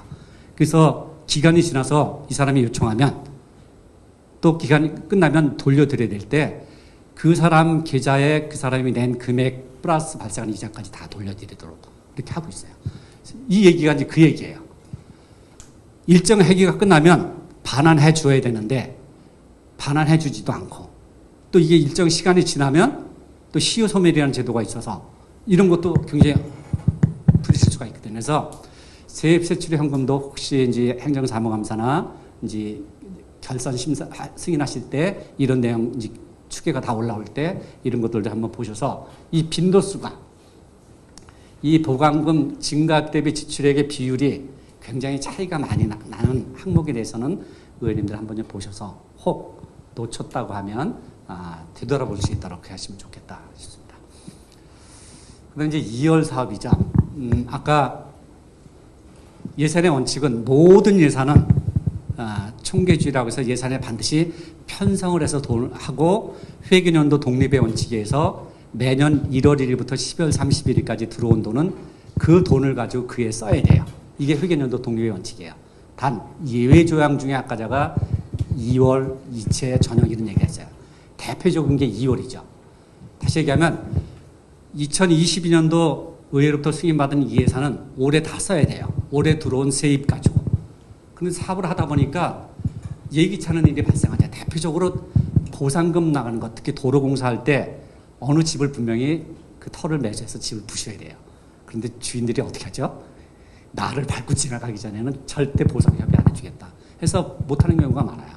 지금은 이제 기술이 발달해서 과학적 기구로 지하 지중물도 판단하지만 과거에 땅을 파면 지하 매설물이 많다 보니까 여기에 KT가 관리하는 선, 한전이 관리하는 선 다 주체가 달라요. 이게 협의가 안 되면 또 도로를 뚫을 수 없어요. 이런 것 때문에 부득이 그해 사업 계획이 다음 연도로 넘어가는 게 굉장히 많았어요. 지금은 사전에 다 정밀하게 검사해서 설계를 하지만 그럼에도 불구하고 이런 일이 아직도 있어요. 특히 보상 같은 거는 굉장히 쉽지 않죠. 지금 제가 8.9청장 할 때 지동 행복센터, 주민센터 그 이제 보상 협의가 한창 진행 중이었었어요. 그때 집이 9집이었나 됐는데 그 중에 80세 넘으신 어르신하고 대화했던 게 전 기억이 나요. 그때 7분이 오셔갖고 제 방에서 하는데 보상금이 너무 낮다는 거예요. 제가 봐도 낮아요. 그리고 한 떡집은 부모로부터 평생 가업으로 물려받은 떡집인데 이걸 팔고 가면 내가 어디 가서 장사를 하겠냐. 고객 확보는 어떻게 할 것이고 이런 거에 대한 보상도 해달라는 거예요. 그런데 마음적으로는 이해가 되고 도와드리는데 그런 것까지 도와줄 수 있는 여력은 없잖아요. 이사비 이런 것 되지만. 고객이 이렇으니 고객 이런 거에 대한 보상까지도 줄 수 있는 건 없거든요. 그런데 이제 감정평가사가 평가할 수 있는 여러 개의 범위가 있거든요. 그래서 그랬어요. 그 어르신, 주민들하고 해서 어르신이 원하는 감정사 데려오십시오. 법이 허용하는 범위 안에서 제가 최고를 요구하면 제가 건의드려서, 시에 건의드려서 보상 나가도록 하겠습니다. 근데 데려왔어요. 그 다음에 두 사람 데려왔는데 주민들이 얘기하는 거하고 관에서 얘기하는 거, 감정사들은 이미 다 알잖아요. 평가사들은. 관에서 얘기하는 게 100% 맞거든요. 근데 주민들의 요구는 또 맞아요. 심증은 맞는데 행정 절차상 이행을 할 수 없는 거예요. 결국은 제가 나중에 얘기했던 것 중에 하나가 그런 얘기를 했어요. 제가 집이 오산인데 오산 제가 삼익 아파트 그 산 밑에 있는데 거기가 도시계획에 이렇게 들어가 있어요. 제가 어르신한테 어르신 저도 이 팔달구청이라는 청사 나가면 평범한 시민입니다. 그리고 우리 집도 도시계획 범위 안에 들어서 언제 어르신처럼 보상협의하러 오산시청에 갈지 모릅니다. 그때 이 어르신이 거기에 감동을 와가지고 지역 주민한테 호소하는 거예요. 이 사람 말하는 거 싸가지가 있다고 협조해 줬으면 좋겠다고. 그리고 저는 이제 퇴직을 했는데 요새 가보니까 청사 멋지게 잘 전했더라고요. 이런 거죠. 협의가 안 되면 원치 않게 다음 연도로 넘어갈 수 있는 사업, 2월 사업이 되게 세 가지가 있어요. 첫째, 가장 많은 게 사고 2월. 두 번째, 명시 2월, 계속비 2월이 있어요. 사고 2월은 예산을 편성할 때 실무자가 이건 100% 올해 사업이 끝날 것으로 확정이 되어져요. 예를 들면 도로 개설하는데 한 3개월이면 끝나요. 그러면 예산 승인받고 1, 2월 달에 설계하고 3월 달에 시작하면 여름 안에 끝나겠다라는 판단에서 승인을 받았어요. 그런데 아까 얘기대로 유기차는 뭐 지하 매설물 보상 협의가 안 될 때. 이럴 때는 어떻게 해요? 다음 년은 넘길 수밖에 없어요. 계약까지 다 했어요. 이럴 때 넘기는 돈을 쉽게 사고 이해라고 해요. 올해 집행할 것이 확정되어졌지만 예기치 않은 일이 생겨서 부득이 다음 연도로 넘기는 사업을 보통 사고 이월이라고 하고 명시이월은 예산을 아예 세울 때부터 올해 예산이 집행되지 않을 것이 분명히 돼요. 제가 회계과장 할 때 팔달구청 청사를 잤는데, 제가 11년도 회계과장 할 때, 저게 대표적인 거죠. 왜냐하면 공사 기간이 보통 한 2년 정도 걸리잖아요. 저런 거는 예산 설립할 때부터 당해년도 예산 집행이 안 돼요. 그래서 의회에 명시사업비로 승인을 받아요. 이런 거를 보통 명시이월이라고 해요. 그 다음에 마지막으로는 계속비월은 수년에 거쳐서 예산이 집행될 때, 모르겠어요. 우리 지금 의회 청사가 지금 몇 년 차 됐죠? 한 3년 차 2년 차 돼가나요? 보통 이제 5년 범위 내에서 5년 단위로 많이 하는데 그냥 보통 이제 수년이 걸리는 사업. 그래서 예산이 단계적으로 투영이 돼서 반영이 돼서 사업을 진행할 사업을 보통 우리 계속비 사업이라고 한다. 그런데 중요한 건 이거죠. 2월 사업비의 비율이 굉장히 높아요. 32%. 밑에 이제 특별히 이건 제가 뺐습니다. 모 군의 일반에게 예산 대비 비율이 2월 비율이 32%나 돼요. 다시 얘기하면 10건 중에 3건, 4건은 2월 사업이 된다는 얘기예요. 분명히 이유는 있어요. 근데 한 가지 더 짚을 것은 2월 사업이라고 명시월이 되면요. 올해 예산을 세우잖아요. 그래서 내년이 넘어갔어요. 내년이 넘어갔는데 넘어가서도 사업이 안 끝나면 다시 한번 사고율을 또 시킬 수 있어요. 법에. 명시 2월이어서 올해 끝나지 않을 것으로 판단돼서 내년을 넘길 것으로 전제됐는데 내년 넘겼는데도 사업이 안 끝나면 다시 한번 명시 2월로 넘어온 사업을 사고 2월로 넘길 수 있거든요. 다시 얘기하면 3년이 걸린다는 얘기예요. 이 돈이. 그러면 한 번쯤 짚어볼 필요가 있다는 거죠. 이렇게 비율이 높고 반복적으로 되면 이 예산이 한번 잡히면 이 예산은 3년 동안 이 사업 외에는 딴 데 쓰지 못하잖아요. 그래서 비율이 높다고 하면 한 번쯤 보셨으면 좋겠다. 그래서 예산 심사하시고 특히 결산 심사하실 때 또 특히 행정사무감사 할 때 물론 사업부서가 많을 수밖에 없어요. 그죠? 뭐 건설과라든가 뭐 도시과라든가. 하지만 이 비율이 혹시 증가되고 있는지 타당한 이유들을 좀 보셔서 왜냐하면 이 돈은 2월 사업이 끝나기 전까지는 그 사업을 해서 잠식되는 돈이거든요. 그래서 그걸 좀 보셨으면 좋겠다 싶어서 넣었습니다. 그래서 2월 사업은 굉장히 중요해요. 세입세출 예산 원칙에 들어있지만 이런 의미에서 예산 심사하실 때도 또 결산 심사하실 때도 승인 심사하실 때도 한 번씩 보시면 좋겠다 싶습니다. 여기 쓴 것처럼 그거죠. 아까 예외 조항이라고 말씀드렸습니다. 회계 독립의 원칙은 1월 1일부터 12월 31일까지. 다시 얘기하면 그에 들어온 돈으로 그에 다 집행을 해야 돼요. 하지만 제가 서두에 얘기했듯이 예산은 예정적 수치라고 했어요. 앞으로 되어질 것이 확실하지만 되어질 것이라고 하는 미래일이거든요. 그래서 법에 단서 조항에 2월 제도, 그 다음에 전용 이용 이체 제도를 두고 또 추경 제도를 두고 있다 하는 얘기를 보셨으면 좋겠고 이런 얘기들이 아까 2월 사업 모 군의 예산 현액 대비 32%까지 올라가는 이런 건에 대해서 행자부에서도 개선 권고사항으로 전체 교육 자료에 들어갔다는 얘기는 굉장히 의미가 있는 거죠. 그 다음에 이제 징수율 하락. 제가 각 시군에 가면서 세입 분야를 좀 강조하는데, 뭐, 징수과나 세무과나 부서 직원들은 열심히 잘하고 있는데, 지금 쓸데없는 얘기하고 할 수 있겠지만, 그만큼 중요해요. 세출은 앞으로 써야 될 예정적 금액이지만, 예정적 금액의 전제는 뭐죠? 수입이에요. 그래서 징수율이 만약에 혹시 하락됐다든가, 불납결손액이 유독이 많이 올라왔다든가 하는 거는 한 번쯤 반드시 짚어주셔야 돼요. 만약에 삼성전자가 올해 6천억의 세수가 지방세로 들어왔어요. 근데 다음 연도 보니까 5천억밖에 안 들어왔어요. 이거는 수원시로서는 엄청 긴장해야 되는 사업이거든요. 그러면 혹시 기업 지원적 측면에서 도와줄 게 뭔지, 국가적 차원에서 뭐 이런 것들을 대비할 수가 있거든요. 그래서 굉장히 중요한데, 여기도 보니까 2016년부터 18년까지 93%, 3.4%, 퍼센트는 뭐 1% 정도 되지만 금액이 크다 보니까 징수액이 만약에 3조의 1%면 얼마인가요? 어마어마한 돈이에요. 그래서 징수율이 하락이 될 때는 물론 지역경제의 여파 당연히 있겠죠. 제가 그 결산 자료를 쭉 보면서 뒤에 이제 자료도 넣었는데 2020년 이제 우리가 그 설날 지나고 본격적으로 그해 3월부터 코로나19 사태에 맞았는데 다행히 보니까 국가의 보조금도 좀 많이 늘어났고 그럴 수밖에 없었겠죠. 코로나 대책 때문에 세입률이 그래도 수원은 줄질 않았어요. 그는 굉장히 긍정적 신호죠. 긍정적 그런 신호예요. 아마 절대적인 거는 의원들이 세수 추계와 관련된 의정 차원에서 의회 차원에서 지도 안내도 많이 있었을 거고 그 지도 안내에 따라서 집행부에서 집행도 철저히 잘했을 것이가 전제가 되는데 만약에 여기 쓴 것처럼 징수율 하락이 글자 그대로 고착화된다고 하면 이거는 반드시 짚으셔야 돼요.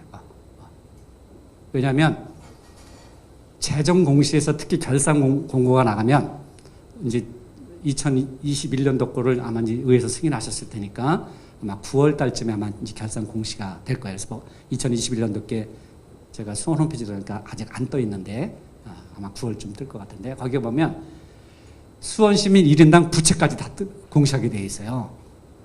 그러면 내가 세금 냈고 다 냈는데 왜 나한테도 부채가 들어가? 이렇게 되잖아요. 국가 부채 1인당 얼마 하듯이. 그래서 주민들에게 공개 원칙에서 알 권리 차원에서 공개하는 이유가 그런 거죠. 그래야만 조세 저항도 덜해요.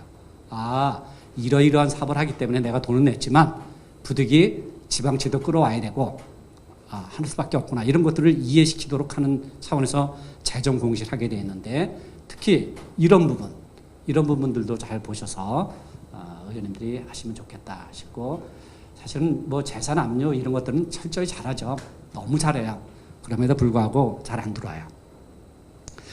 제가 팔 달고 있을 때 이 세금 때문에 엄청나게 항의를 받은 적이 있는데 뭐 의원님들도 마찬가지지만 저 구청에 있으면요 민원이 보통 많은 게 아니야. 그러니까 술 고래된 사람 하루에 한 서너 건 지나야 하루가 지나가요. 그냥 발로 뻥뻥 차고 들어오고 뭐 이 구청장 이 새끼 나와 진짜 가면 이 새끼 여기 왔습니다 이렇게 하는데 굉장히 심해요. 자동차세 때문에 어떤 젊은 분이 왔는데 저보다 뭐 한 10년 정도 아래 뭐 난리가 났어요. 체격도 좋더라고요. 그러니까 청경들이 겁나니까 같이 들어와서 청경들 다 나가라고. 그래도 다행스러운 거는 의원님들이요. 사람들이 누가 막 청경대로 들어오면 들어온 사람이 더 야단치지만 청경 다 보내고 의원은 괜히 민원 맞으면요 수그러들게 되어 있어요. 그랬더니 지하실에서 자기가 차를 끌고 손님을 태우고 나오는데 아마 그날이 번호판 영치하는 날이었나 봐요. 세무관계 공무원이 차량 보더니 세금 미납됐다고. 그것도 3년치가 엄청 미납됐어요. 3년치를 안 냈으니까. 그러니까 번호판을 띈 거예요. 이 사람은 사업하는 사람들이 뒤에 손님을 태웠는데 개인적으로 보면 글자 그대로 개망신이죠. 이걸 항의하러 온 거예요. 그럴 수가 있냐고. 제가 그때 그랬어요. 선생님 번호판 영치하시기 전까지 공무원이 몇 번이나 찾아뵀을까요? 독촉장 고지서는 얼마나 보냈을까요? 한 번씩 한번 생각해 보시라고. 이 사람은 죄 없다고. 3년치 받을 번호판 영치할 때까지 아마 제가 알기에는 수없이 안내했을 거라고. 근데 선생님은 뭐 하셨냐고. 근데 더 놀라운 건 뭐죠? 그날 오후에 돈이 완납이 다 됐어요. 몇백만 원, 한 200만 원이 넘었는데.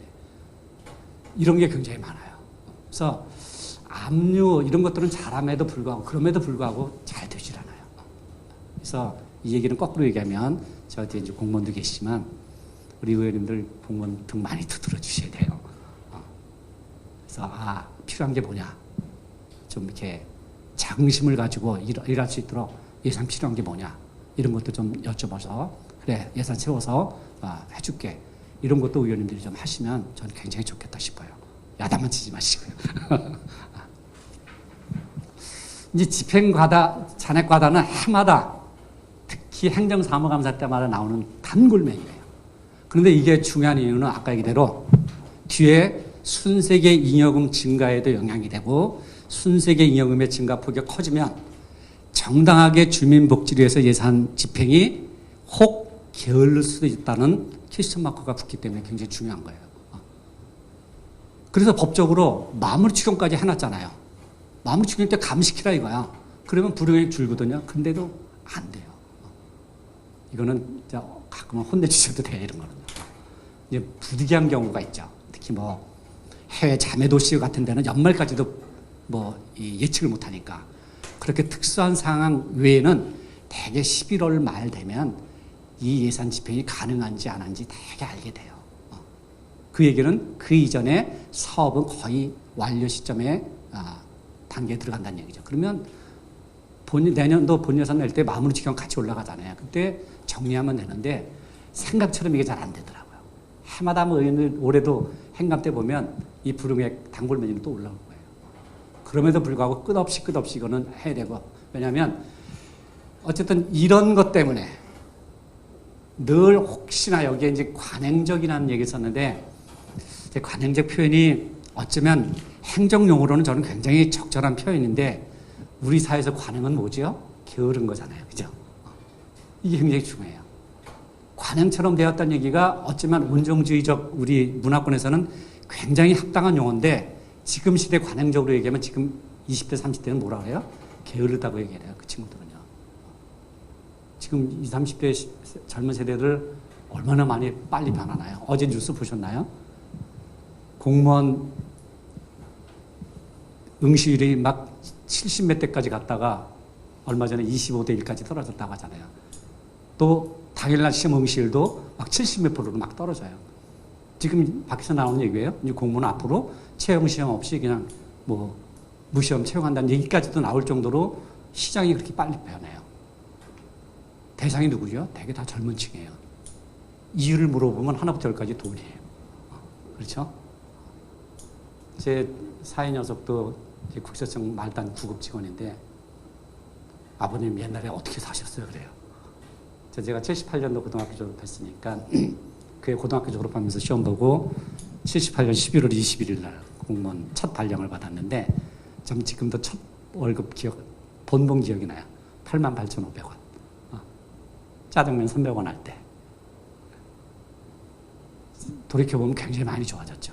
그런데 우리 사회 녀석도 고시촌에서 3년 만에 됐어요.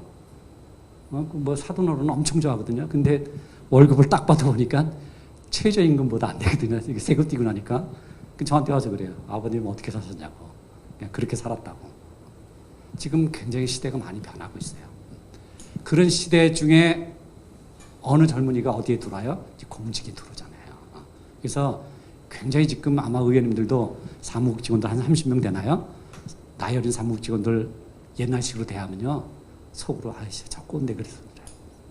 작년에 2021년도 중소기업신문에 그 윤은기 회장이 쓴 기사가 어떤 기사가 나냐면 거기 그런 내용이에요. 공무원이 장관보다 낫고 자식이 부모보다 낫고 학생이 교수보다 낫고 국민이 대통령보다 낫고 대한민국뿐만 아니라 전 세계 추세다. 윤은기 회장이 이런 얘기를 썼어요. 다시 얘기하면 말 잘못하면 그냥 100% 꼰대라는 얘기예요. 지금 우리 위원장님 이 핸드폰 얼마나 쓰세요? 아마 톡 왔나? 문자 보내고 돈 들어온 거 돈 들어왔나? 돈 보낼까? 그게 쓰시는 거 있나요? 없어요. 제 막내딸이 대학교 3학년인데 걔는 화장실 갈 때도 이거 갖고 들어가요. 이렇게. 이거 갖고 가서 뭐 하냐? 그러면 아빠 묻지 마세요. 세수할 때도 켜놓고 해요. 노트북 우리는 필요할 때만 쓰잖아요. 핸드폰 우리 의원님들 필요할 때만 쓰잖아요. 근데 학생들에게는요. 지금 20대 30대는 필수품이에요. 그냥 지갑 넣고 대듯이 이거 없으면 걔들은 못 살아요. 이런 시대에 이 소통 굉장히 중요하죠. 아마 의정활동도 많은 고뇌와 고민과 결단이 있어야만 이 세대 간의 차이가 난 직원들과 아마 대화도 될 것 같다 생각이 들어요. 이렇게 차이가 난 사람하고 옛날식으로 짜시가 해 되나요? 전 지금도 팔 달고 있을 때 과장들 해놓고 제가 일주일 앞으로 얘기해요. 과장님 다음 주 금요일쯤 우리 식사합시다 했더니 뭐 과장님은 나이가 이제 거의 다 됐잖아. 저하고 차이도 안 났는데 총장님 저 다음 주 금요일 날 가족 회식 외식 약속이 있는데요. 저 아무 소리 못했어요. 거기에 짜시가 나는 옛날에 이렇게 되면 그때부터는 나는 완전 꼰대예요. 그런 시대에 아마 행정사무감사 때나 예산심의했다나 할 때 이 용어의 소통도 아마 과거의 의원님처럼 하면 지금 젊은이들은 많이 겉으로는 이해하지만 마음속으로 많이 거리감을 둘지도 몰라요. 이런 시대, 어쩌면 굉장히 어려운 시대에 의원님들은 집행부 직원들과 주민들과 소통하는 역할을 해야 될지도 모르겠어요. 굉장히 말이 길었는데 어쨌든 이 관행이란 얘기가 굉장히 중요해요. 공무원들은 저도 포함해서 그 관행이었습니다. 이제는 그런 얘기하면 안 돼요. 철저하게 규정이 어떻게 돼요. 이 돈은 지방자치법에 보면 하나부터 열까지, 또 지방재정법에 보면 하나부터 열까지, 특히 회계부서에서 지방자치단체를 당사자로 하는 계획에 관한 법칙, 법률 보면 하나같이 법률이에요. 규정 외의 거는 걸리게 되도록 되어 있어요. 이 얘기는 뭐죠? 규정을 벗어난 예산의 편성이나 예산의 집행은 오류라는 얘기예요, 이미요. 굉장히 중요한 얘기라. 그래서 편성 승인할 때도 규정에 맞았는지 정서에 맞는지 잘 판단하시고 집행은 더 잘해야 되겠죠. 그래서 이 관행이라는 얘기를 설명하면서 이 집행, 이 불용액에 대한 얘기인데, 불용액은 의원님들이 많이 보시고 해마다 나와요. 근데 해마다 나와도 해마다 또 나와요. 좀 보셨으면 좋겠습니다. 예산 결산 분야가 강의하기가 저도 많이 다녀왔지만 좀 난해해요. 그래서 이렇게 지적사항 아니면 뒤에 이제 예산 결산의 내용 가지고 분석하는 게 오히려 효율적일 것 같다 그래서 아마 이렇게 각 시군의 결산 공고, 예산 공고 가지고 분석하면서 하는 강의는 아마 쉽지는 않을 거예요. 저는 이제 경험이 있기 때문에. 옛날에 제가 7급 때는요, 결산을 어떻게 했는지 알아요? 의원님들 결산서 보셨죠? 이렇게 두껍잖아요. 그때는 수원시 예산이 한 6천억 정도 됐을 때인데, 그때는 전산화가 안 될 때라 A3 용지 알죠? A4보다 큰 용지를 사가지고요, 자대고 다 그랬어요. 지금 결산서 양식 똑같거든요. 자대서 그 지출장부 다 계산기를 두드려가지고 다 썼어요, 항목을. 써서 그걸 결제 맡아서 결제 맡은 자료를 인쇄해서 넘겼어요. 지금 생각하면 얼마나 낙후됐어요. 그래서 그때는 결산 작업하면 6시까지 일을 하고, 또 옛날에 회계과가 일이 정말 많았어요. 그냥 시 근무하고 별 보기 할 때예요. 왜냐하면 하루 돈 의뢰하면 은행에서 지출한 돈과 우리 회계과에서 넘긴 돈이 딱 맞아야 퇴근하니까. 그래서 그때는 6시까지 일하고 요 가까운데 우리가 여관 작업이라고 많이 했어요. 이게 옛날에 여관 작업이 그렇게 많았어요. 일할 공간이 없고 청사는 좁고 그러니까 6시부터 여관에 가서 직원하고 밤새도록 그거 하고, 그때 제가 습관 들인 게 사우나 습관이 그때 들었어요. 아침에 새벽까지 일하고 나면 집에 갔다 올 시간이 별로 없어요. 그냥 사우나 갔다 와서 해장국 먹고 또 출근하고. 그래서 그때는 지금 돌아보면 아마 요새 20대 애들 그렇게 일하라고 하면 월급 200만 원도 안 주고 이렇게 일 시킨다고 아마 못할 거예요. 근데 지금 어떻게 해요? 퇴근할 때 버튼 딱 누르고 나가면 아침에 출력이 딱 돼 있어요. 얼마나 쉬워요. 그 이상하게 안 맞아요. 가로 세로는 맞는데 꼭 누계 때 이상하게 안 맞는 거예요. 여기가 맞으면. 근데 막 1000만 단위 넘어가니까 제일 어려운 게 10만, 100만에서 5자, 6자를 6자, 5자로 바꿔. 내가 잘못 쓰잖아요. 이건 진짜 때려 죽여도 못 찾겠는 거예요. 다 맞는 것 같은데 중간에 뭐 첫 자가 틀리든 끝에 자가 틀리면 금방 맞는데 중간에 10만 단위, 100만 단위가 5자, 6자가 바뀌면 이거 찾기가 힘들었어요. 그래서 그때는 그냥 우리는 모라통이라고 했어요. 건설가 보상금 예산이 많았거든요. 그러면 막 3개월 돼도 안 맞는 거야. 그러면 차액은 어떻게 하냐. 아예 모르 갖다 건설가 보상금에 때려 넣자. 그러고 마친 적도 많았어요. 그리고 그때는 결산감사를 지방의회가 되기 전이어서 경기도에서 받았어요. 또 지방과에서. 그 감사도 엄청 세게 받았죠. 뭐. 이제 그런 기억도 나는데, 그래도 그때는 글쎄 이런 얘기하면 저는 저 뭐 하는 놈이야 그랬죠. 그때는 그래도 정으로 얘기하면 주위에 사업하는 사람들이 저녁도 많이 사주고 갔어요. 그때는. 지금은 큰일 나지 마.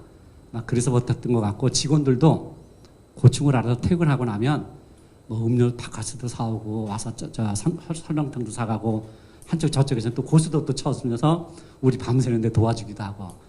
돌아보면 저는 굉장히 좋은 추억이었다고 생각이 되어져요. 근데 지금은 그런 얘기 젊은 세대 얘기하면 저거 어느 나라 얘기야 아마 그럴지도 모르겠는데 장단점이 있는 것 같고 제가 아까 이제 성공한 선택이라는 얘기를 하는데 사실은 제가 아까 이 넥타이 메고 나온 것처럼 저는 넥타이 메고 오늘 하루의 선택에 굉장히 중요한 성공이에요.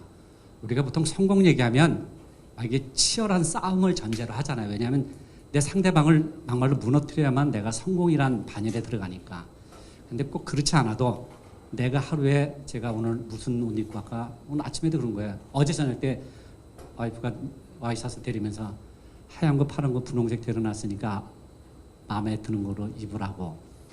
그래서 내가 와이셔츠 색깔은 선택을 했었어요. 속으로. 근데 아침에 넥타이 매는 약계기처럼. 근데 제가 넥타이 메고 온 거 안 온 거 아무 생각 없이 만약에 왔다고 하면 와이셔츠 뭐 입고 갈까 아무 생각 없이 왔다고 하면 저는 글쎄 성공이라고 얘기할 수 있을까요? 그래서 저는 이 작은 것들이 모이면 분명히 하루가 돼요. 그죠? 이 하루가 모이면 일주일 되고 한 달이 돼서 어느 시점 되면 저는 이게 성공이냐 실패냐를 가름한 기준자가 될 거다라는 생각에서 성공은 선택이라는 이 용어를 굉장히 좋아하는데 물론 전제는 남보다 치열한 싸움을 이기면 뭐 그런 더 좋은 건 없지만 우리가 일상에서 보더라도 아주 작은 걸 놓치면 굉장히 쉽지 않죠. 보통 우리가 정책적인 사항은 쌍방의 합의가 돼야 되지만 내가 결정해서 내가 취득할 수 있는 부분이 굉장히 많아요. 이건 나만 결정하면 되거든요. 근데 이게 우리가 이걸 놓치면 글쎄요 어느 순간에 굉장히 성공과 실패를 가늠할 때 고민할 수가 있을 수도 있겠다 싶어요.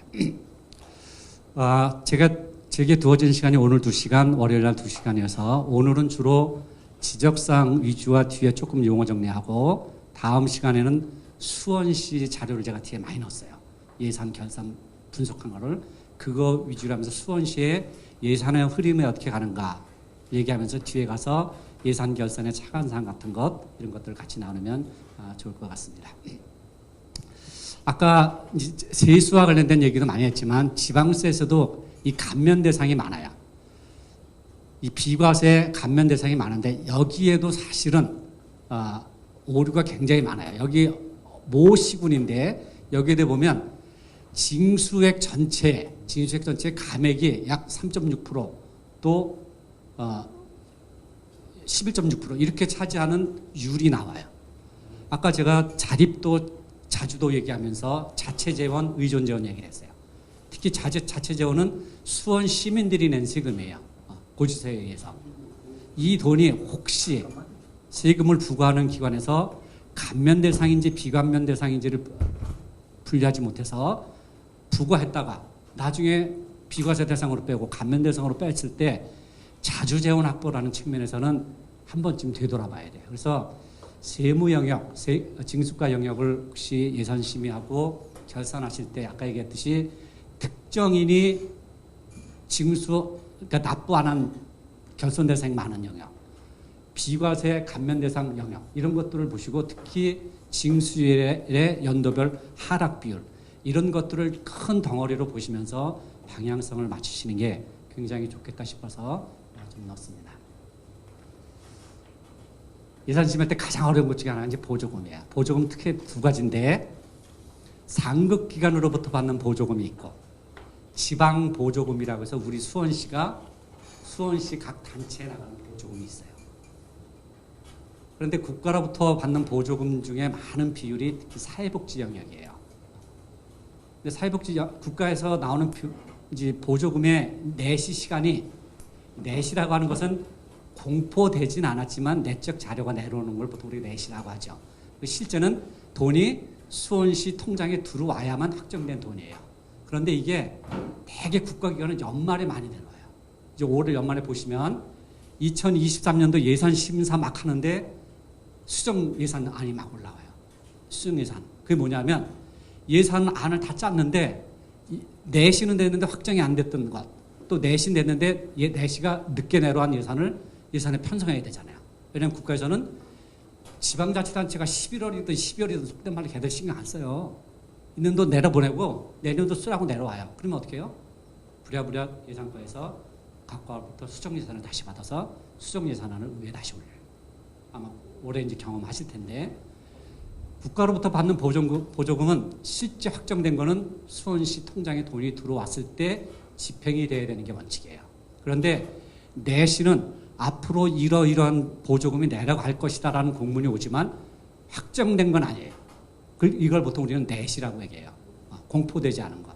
실제 공포는 돈이 들어와야만 되거든요. 그런데 확정된 금액이 들어오기 이전에 내시된 내용을 가지고 예산 집행을 하는 경우가 간혹 지적이 돼요. 이게 이제 그 내용이에요. 그래서 여기 보면 이 마이너스 된 여기 그래서 뭐 수원 같은 데는 이렇잖아요. 이게 모 군에서 나오는 얘기인데 이 마이너스 된 얘기는 실제 100만 원이 들어올 거라고 내시는 됐는데 90만 원이 들어왔어요. 근데 100만 원이 들어온 걸로 알고 예산 편성을 하고 집행을 해버린 거예요. 그다음에 이제 예산 심사하실 때 도비가 그런 게 많은데 이제 이 비율로 내려오는 게 있어요. 어느 사업이 내려왔는데 돈은 10% 부담, 수원시는 90% 부담. 근데 사업을 보니까 수원시는 굳이 이 사업을 안 해도 돼요. 저도 복지국장 할 때 굉장히 많이 의원님들하고 얘기를 많이 했는데 국장님 이거 예산 잘라야 돼요? 말아야 돼요? 제가 그랬어요. 의원님 예산 승인 확정권은 의원님한테 있습니다. 잘라도 됩니다. 단이 무서워요. 올해 잘리면 그 다음부터는 속된 말로 뭐에 걸려요? 괘씸죄 걸려요. 속된 말로. 그래 수원은 보조금 안 줘도 되지. 이게 이제 굉장히 어려워요. 이게 아까 관행이라는 얘기를 썼는데 예산 승인 심사권은 100% 의원님한테 있는데 특히 비율이 내시된 보조금, 특히 도비 보조금 같은 경우 굉장히 어려운 데가 많아요. 제가 복지국장 할 때 지금도 수원역전에 있는지 모르지만 다시서기센터라고 하는 노숙인들을 관리하는 기관이 있어요. 노숙자 얘기하면 저도 할 얘기가 엄청 많은데요.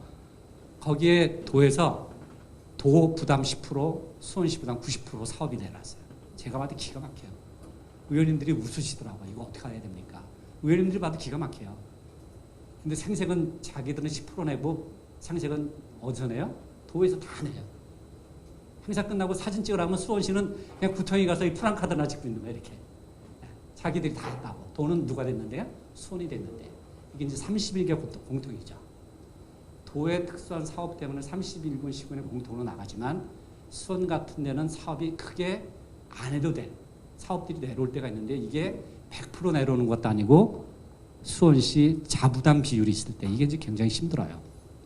그래서 보조금이 두 개 이럴 때 이건 제가 그래서 각 시군 다닐 때마다 그래요.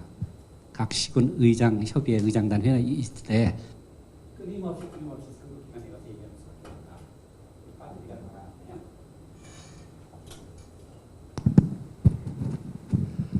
그런데도 잘 되질 않아요. 이게 관행인지 뭔지 모르겠지만 아까 그 수정 예산도 국가에서 예산을 좀 일찍 내려주면 얼마나 좋아요. 2023년도 예산을 뭐 추석 전에 내려온다든지 하면 작업하기가 굉장히 좋거든요. 근데 거의 늦게 내려와요. 특히 사회복지 영역은. 근데 고맙게도 사회복지 국비는요 거의 100%짜리가 많아요. 이제 어려운 사람들 도와주는 거에서 그러니까 늦어도 받아야 되죠. 이게 되고 그 다음에 이제 보조금과 관련해서 제가 모 시군의회 강의했을 때 저한테 질문을 하더라고요.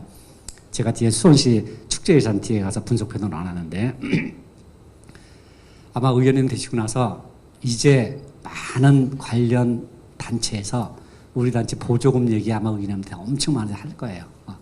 하다못해 경로당 예산도 어르신들이 와서 야, 이 사람아 내가 뽑아준데 우리 경로당 예산 좀 올려줘. 이 보조금 예산 올려달라는 데가 엄청 많을 거예요. 근데 여러분들 문 밖에 나가면 다 선후배잖아요. 그죠? 동네 아저씨고 거절할 수도 없어요.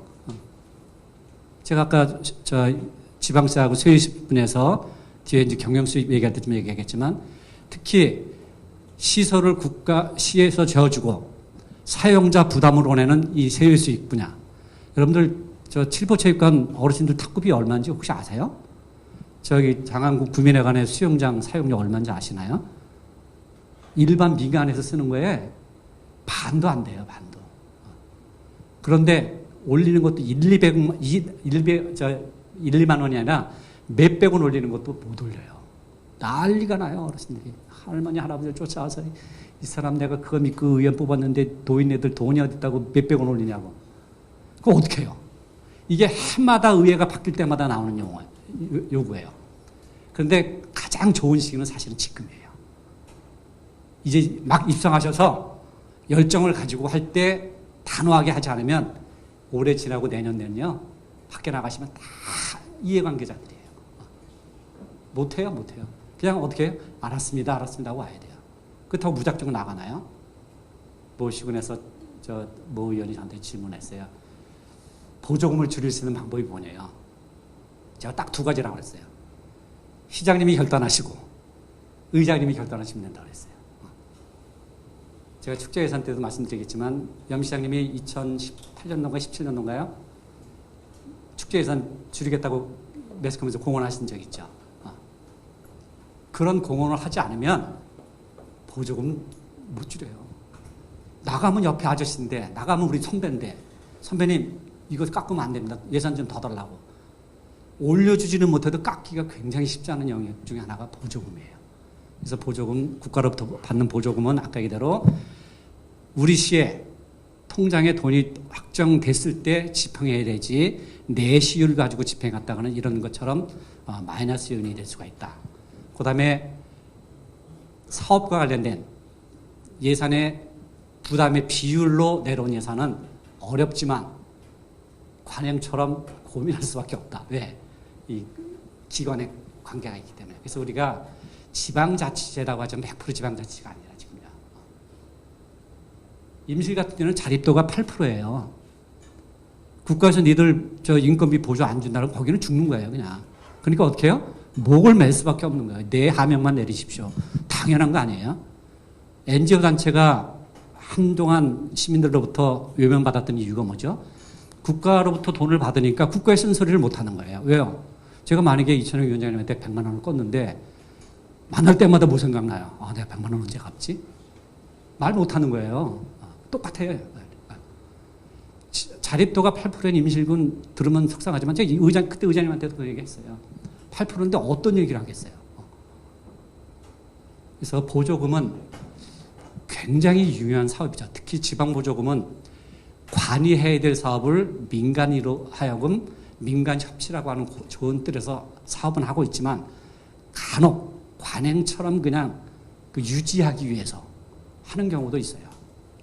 이런 것들도 참고로 보시면 되고, 다행히 제가 이제 뒤에 잘했는데 축제 예산을 보니까요, 어느 시점부터 또 보조금 비율도 각 시군보다 높았다가 2017년 기준으로 확 줄어들었다고요, 수원이. 그래서 언젠가 염 시장님이 저 재직중이었을 것 같은데 공언하면서 보조금 예산을 줄이겠다, 의원님들 도와주십시오, 뭐 이렇게 하면서 했던 기억이 나는데, 그 이후로 보조금 비율이, 우리 수원시에 있는 나가는 보조금 비율이 수원시 전체 비율보다 이제 낮아지는 시점이 2017년 이렇게 나오더라고요.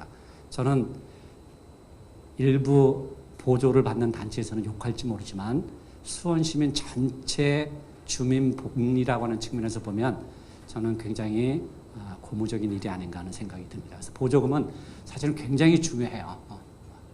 수원 같은 경우도 아까 얘기했잖아요. 자립도가 그냥 쉽게 45%예요. 그러면 보조금을 받지 않으면 3조 5천억이라고 하는 3조 2천억이라는 돈이 확보될 수 있나요? 없어요. 거기에 보조금이 국비 도비 빼고도 약 30몇 프로가 차지해요. 엄청난 돈이에요. 이런 것, 그래서 보조금은 너무너무 중요하고, 특히 확정돼서 국가로부터 받는 지방교부세, 도로부터 받는 조정교부금을 제외한 나머지 보조금을 받아오는 일에 대해서는요, 저는 의원님들의 역할이 그동안 굉장히 중요하게 작용했고 앞으로도 그렇게 되어야 돼요. 그래서 도의원님들 자꾸 네가 쓰시는 도의 빨리 손에 내려보내라고, 또 지역 출신 의원님 잡아가지고요, 의원님 우리 지역에 이 사업 하는데 이 사업 내가 하는 겁니다, 돈 좀 내려달라고 이렇게 하셔야 돼요. 그렇지 않으면 3조 5천억이라는 돈을 감당할 수가 없거든요. 그래서 보조금의 용어의 비중이 이렇게 커요. 보시면 좋을 것 같고, 이제 특별하게는 이제 수원 같은 경우도 얼마 전에 좀 있었어요. 지금 공영개발 특별하게 없어졌죠. 제가 2018년 1월 5일자로 정년 2년 앞두고 명퇴하고 이제 수원 도시공사로 갔을 때 도시공사 자본금이 사실은 없었어요.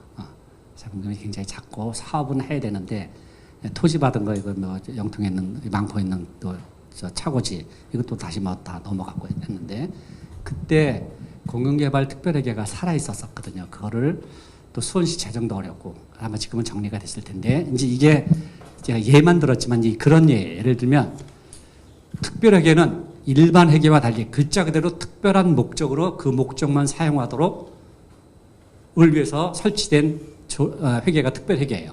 그런데 특별회계를 해놨는데 집행액이 하나도 없어요. 그러면 아마 집행부에서 의원님들한테 이건 특별하게 만들어야 됩니다. 아마 의원들은 엄청 설득했을 거예요. 어느 시군인지 모르지만. 그래서 의원들도 집행부에 앞으로 방향성을 믿고 특별하게 설치를 승인했어요.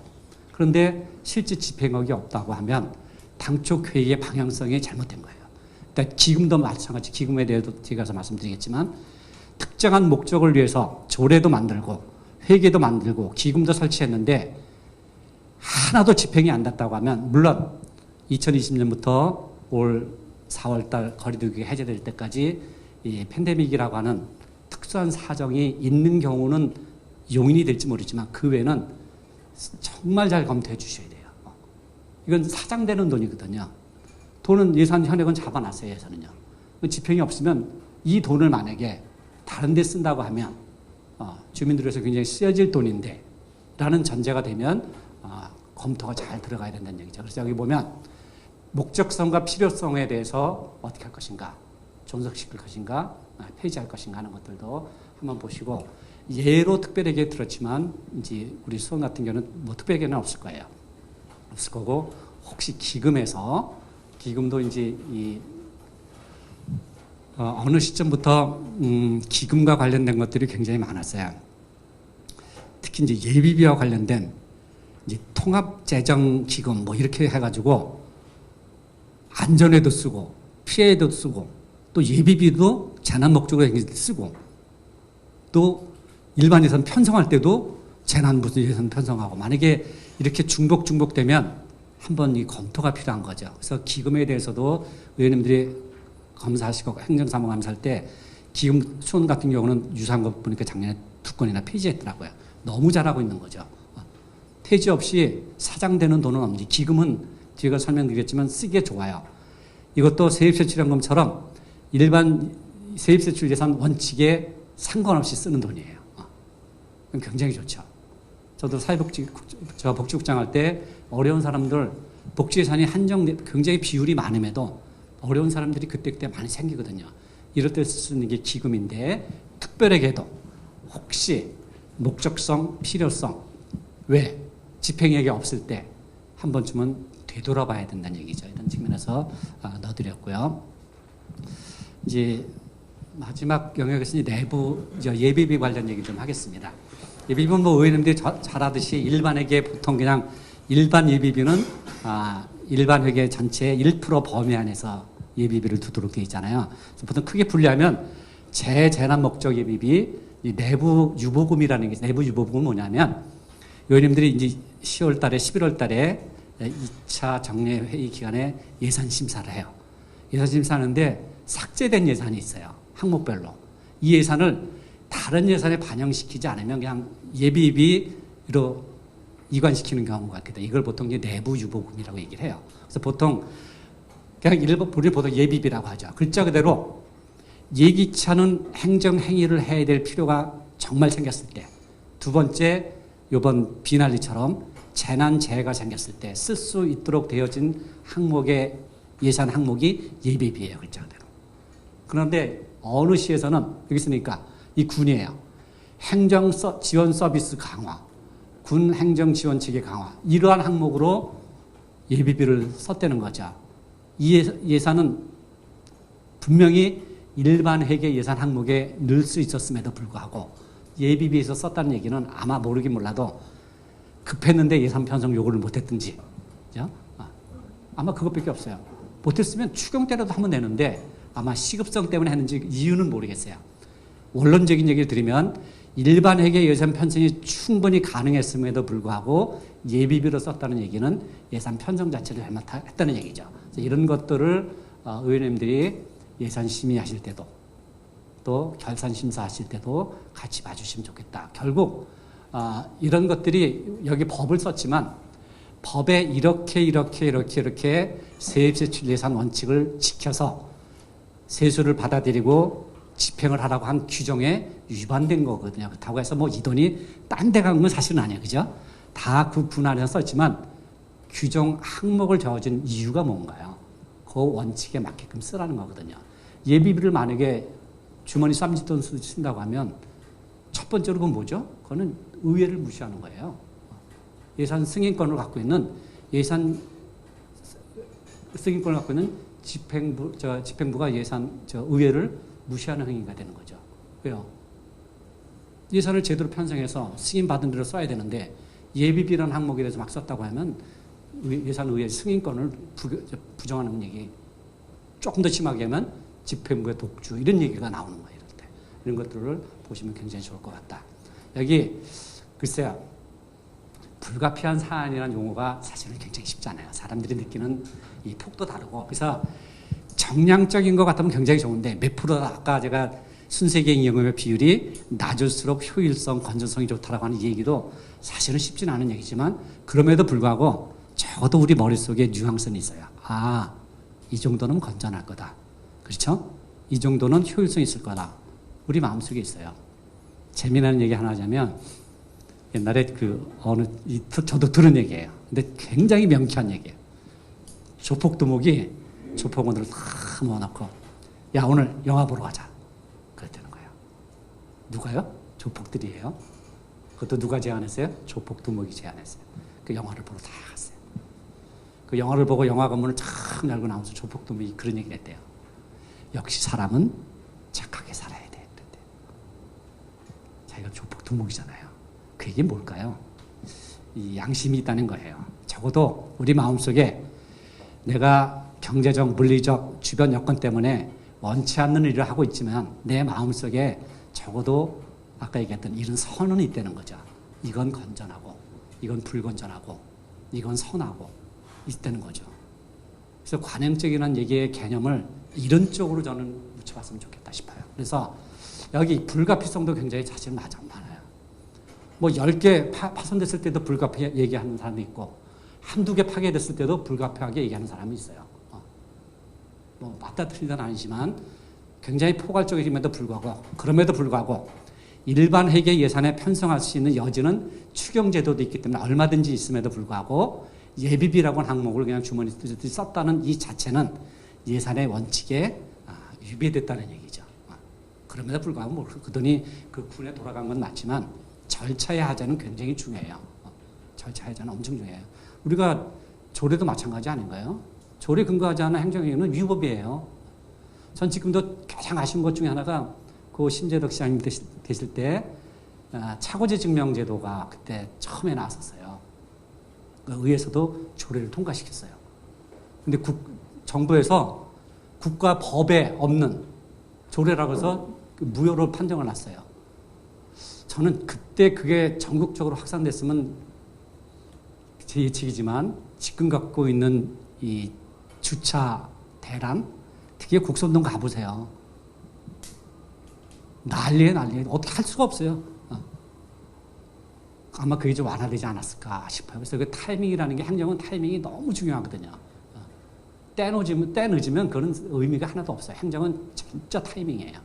그래서 의원님들도 글쎄요, 이 불가피성은 어떻게 할지 모르지만 어쨌든 예비비라고 하는 측면은 전체 일반회계 예산의 1% 범위 안에서 서서 글자 그대로 예기치 않은 행정행위를 할 필요가 있든지 두 번째 올해 비가 많이 쏟아져서 재난, 구호 이런 것이 필요할 때든지 이 외에 일반 예산에 편성해서 사용할 수 있었음에도 예비비를 썼다고 이렇게 지적을 받은 사항에 대해서는 좀 참고하셔서 전반적으로 이렇게 들여다보시면 좋을 것 같다 싶습니다. 역시 이것도 마찬가지. 여기 이 얘기는 뭐냐면 사실은 아까 예산의 예외 조항으로 2월 제도를 말씀을 드렸어요. 2월 제도. 그런데 행자부에서 나오는 예산 편성 기준과 기금 운영 규칙에 보면 기금은 어떻게 쓰고 예비비는 어떻게 쓰라고 편성 기준에 나와요. 지금 예산 짜는 게요. 시장님 말 듣고 예산 재정과에서 함부로 짜는 게 아니라 행자부에서 다 내려와요. 하다못해 식비는 단가가 얼마다. 까지 다 내려와요. 지금 혹시 민간인 식비 보상금 7,000원, 한 8,000원 되나요? 지금 올라나요, 조금요? 전 지금도 그 식비 때문에 제가 팔달고 있을 때 지금 의정부 시장님 되신 김동건 부시장님이 수원에 부시장 계실 때 모시고 시민들과 간담회를 한번 한 적이 있었어요. 근데 그때 점심 단가가 7,000원이었어요. 그때 팔달고 있는 단체장이 그러시더라고요. 부시장님, 지금 때가 어느 텐데 7,000원 칼국수만 먹어야 됩니까? 그 얘기가 지금도 안 잊혀져요. 실제 현장에서 굉장히 어려울 수 있지만 행자부에서 이렇게 단가 규정을 특정한 항목에 정해놓은 이유도 있어요. 만약에 그게 없다고 하면 죄송합니다. 물 먹겠습니다. 어떻게 될까요? 굉장히 쉽지 않죠. 제가 제 얼굴 한번 좀 침범해드릴게요. 제가 의정개장할 때 2003년부터 2년 동안 했는데 이 강원도 원주 쪽으로 의원들 연수를 갔어요. 그 강원도 그쪽에 소고기가 유명한 데예요. 이제 저녁 때 파티할 때 소고기를 해서 의원님들하고 다 회식하고 다 끝났어요. 근데 묘하게 많이 샀는데 소고기가 모자랐어요. 아마 의원님들이 굉장히 맛있어서 많이 드셨는데 약주도 많이 하시고. 행사가 다 끝나고 나서 모 의원이 저한테 그러더라고요. 그냥 의원님들이 쓸 수 있는 단가가 한 3만 원 범위에서 쓸 수 있는 걸로 내가 알고 있는데 왜 고기가 모자랐냐고. 전 지금도 그 얘기 안 잊어버려요. 근데 어떻게 할 얘기가 없는 거예요. 이런 거죠. 비교가 됐는지 모르지만 단가가 있어서 좋을 수도 있고 나빠서 나쁠 수도 있어요. 하지만 중요한 건 원칙이라는 것은 굉장히 중요해요. 행자부에서 해마다 예산 편성할 때 예산 편성 기준과 기금 운영 기준을 내려보내서 거기에 맞게끔 예산 편성을 하는 이유가 특히 예비비와 관련해서 2월 제도는 별도 2월 제도를 사용하도록 되어 있는데 예비비로 사업을 하고 이거를 또 2월 지켰어요. 이거는 지향하고 있는 거거든요. 행자부 규정에.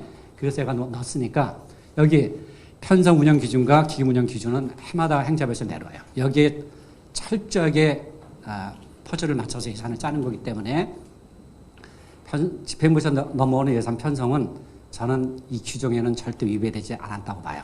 단 하나 이제 방향성이죠. 방향성이죠. 간혹 이럴 때가 있어요.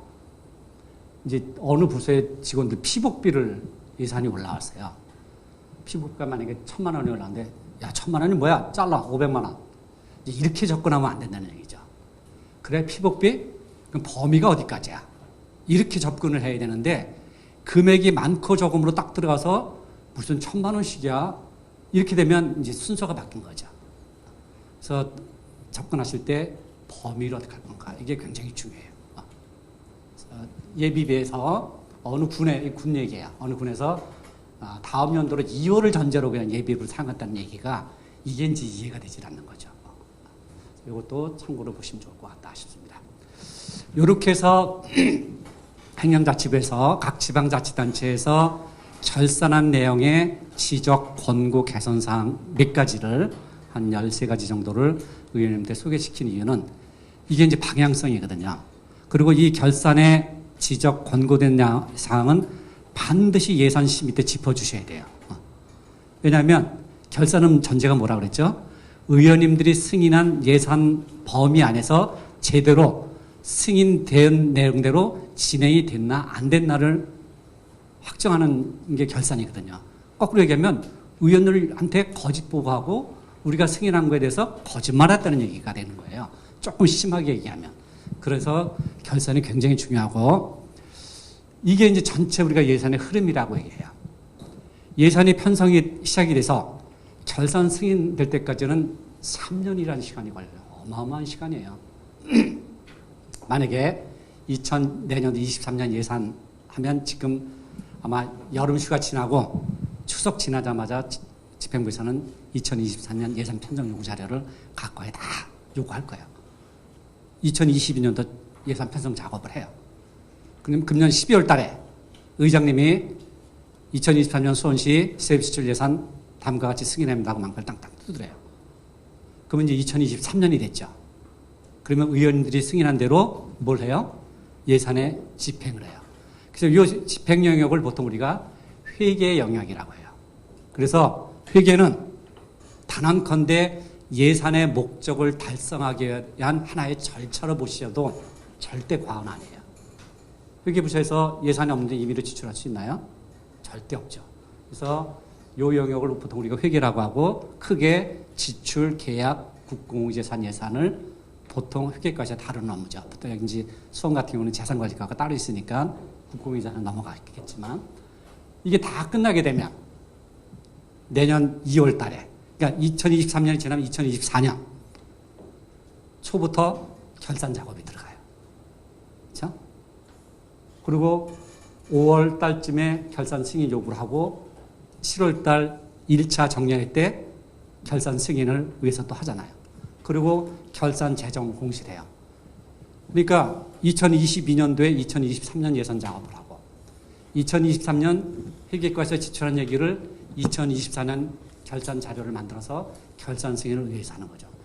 예산이 3년이나 걸린다는 의미는요.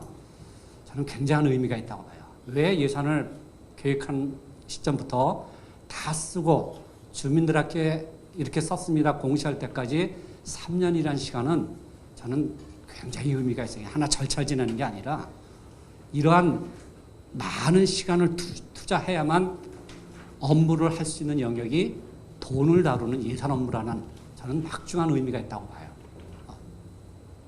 그런데 그냥 얼마 잘라야 돼? 뭐 이렇게 얘기 시작하면 이게 곤란해지는 거예요. 절대 우리 지금 12대인가요? 11대인가요? 12대죠. 10대 의원님들은요. 얼마 잘라야 돼? 이렇게 시작하지 마십시오. 그건 옛날에 우리 3대 의원님들 하셨던 얘기고 지금 그렇게 들어가면 젊은 직원들이요. 지금 시대가 어느 때인데 또 꼰대 얘기 하나 이렇게 나와요. 이제 표현은 그렇게 하더라도 내용은 내가 다루는 이 예산이 이렇게 많은 3년이라는 시간이 걸려서 주민들에게 다시 복지라고 하는 의미로 돌아가는구나 하는 시간을 생각한다고 하면 굉장히 중요한 의미가 있는 거죠. 예산은 다 넘어가고 아까 얘기대로 예정적 수치라고 했던 것처럼 예정하기 위해서 그래서 많은 사람들이 예산은 견적서라고 얘기를 해요. 그냥 견적을 받고 실제 계약할 때는 더 달라지는 것처럼 견적서죠. 앞으로 되어질 일이에요. 그렇지만 굉장히 중요하고 더 중요한 게 이 뒤에 가서도 조금 설명이 되어지겠지만 여러 가지 법, 절차, 규정에 의해서 진행하지만 제가 서두에도 이제 뭐 우리나라가 이제 정당 정치 체제이고 또 이제 정치 영역이어서 정치적 어떤 판단이 들어갈 수밖에 없는 불가피성도 있을 수 있어요. 그런 의미에서 설명드리는 거 양해하시고요. 넘어가고요. 여기서 이제 예산의 성격에 대해서 맨 밑에 걸로만 가지고 한번 좀 얘기하도록 하겠습니다. 맨 밑에 제가 주민에 대한 약속이라고 했어요. 아마 6월 1일 지방 선거 있을 때 여기 출마하신 의원님들께서 주민들하고 약속했던 것들이 굉장히 많이 있어요. 뭐 집행부의 시장님도 마찬가지지만 내가 시장이 되면 내가 의원이 되면 주민들이 요구하는 이런 가려운 문제를 잘 알아서 주민들에게 되돌려드리겠다. 뭐로? 주민복지라는 지역개발이라는 이름으로 돌려드리겠다 했어요. 약속이죠. 이거를 뭘 통해서요? 예산을 통해서 하는 거예요. 그럼에도 불구하고 수원 아까 얘기대로 수원 시민이 내는 지방세 세수입은 자립도가 44.5%, 45%밖에 안 돼요.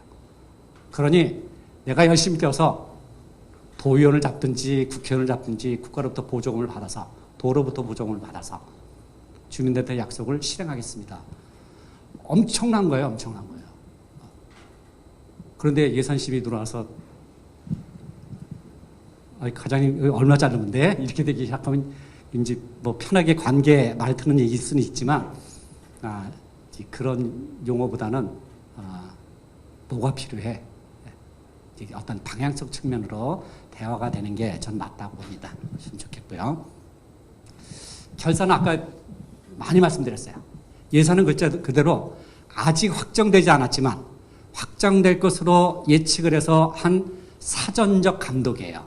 그래서 보통 집행부에서요 예산 각 과에서 들어온 요구 자료를 받으면요, 글쎄 저 있을 때도 보통 한 4배 이상 요구가 들어왔거든요. 지금 아마 더 들어올 거예요. 아마 10배 이상 들어올지도 몰라요. 3조 5천이라고 하는 예산을 편성하기 위해서 각 과로부터 주민들과 이해관계, 의원들이 해야 될 여러 가지 이해관계 사업 계획서를 받아보면요. 아마 거의 한 10조 정도 들어오지 않을까요?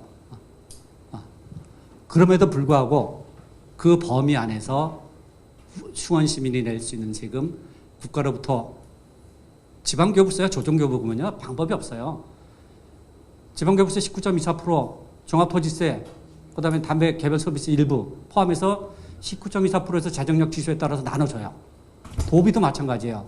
우리 도비 올라가는 거 47% 범위 안에서, 물론 50만 이하는 27% 범위죠. 범위 안에서 50만 이하, 50만 이상 인구수, 징수율 이걸 따져가지고 내려주는 거예요. 아까 모 의원님하고 얘기했지만 특례시 되면 그게 수원으로 넘어올 것으로 굉장히 기대했잖아요. 수원 시민들이. 근데 아직 재정 권한이 안 넘었단 말이에요.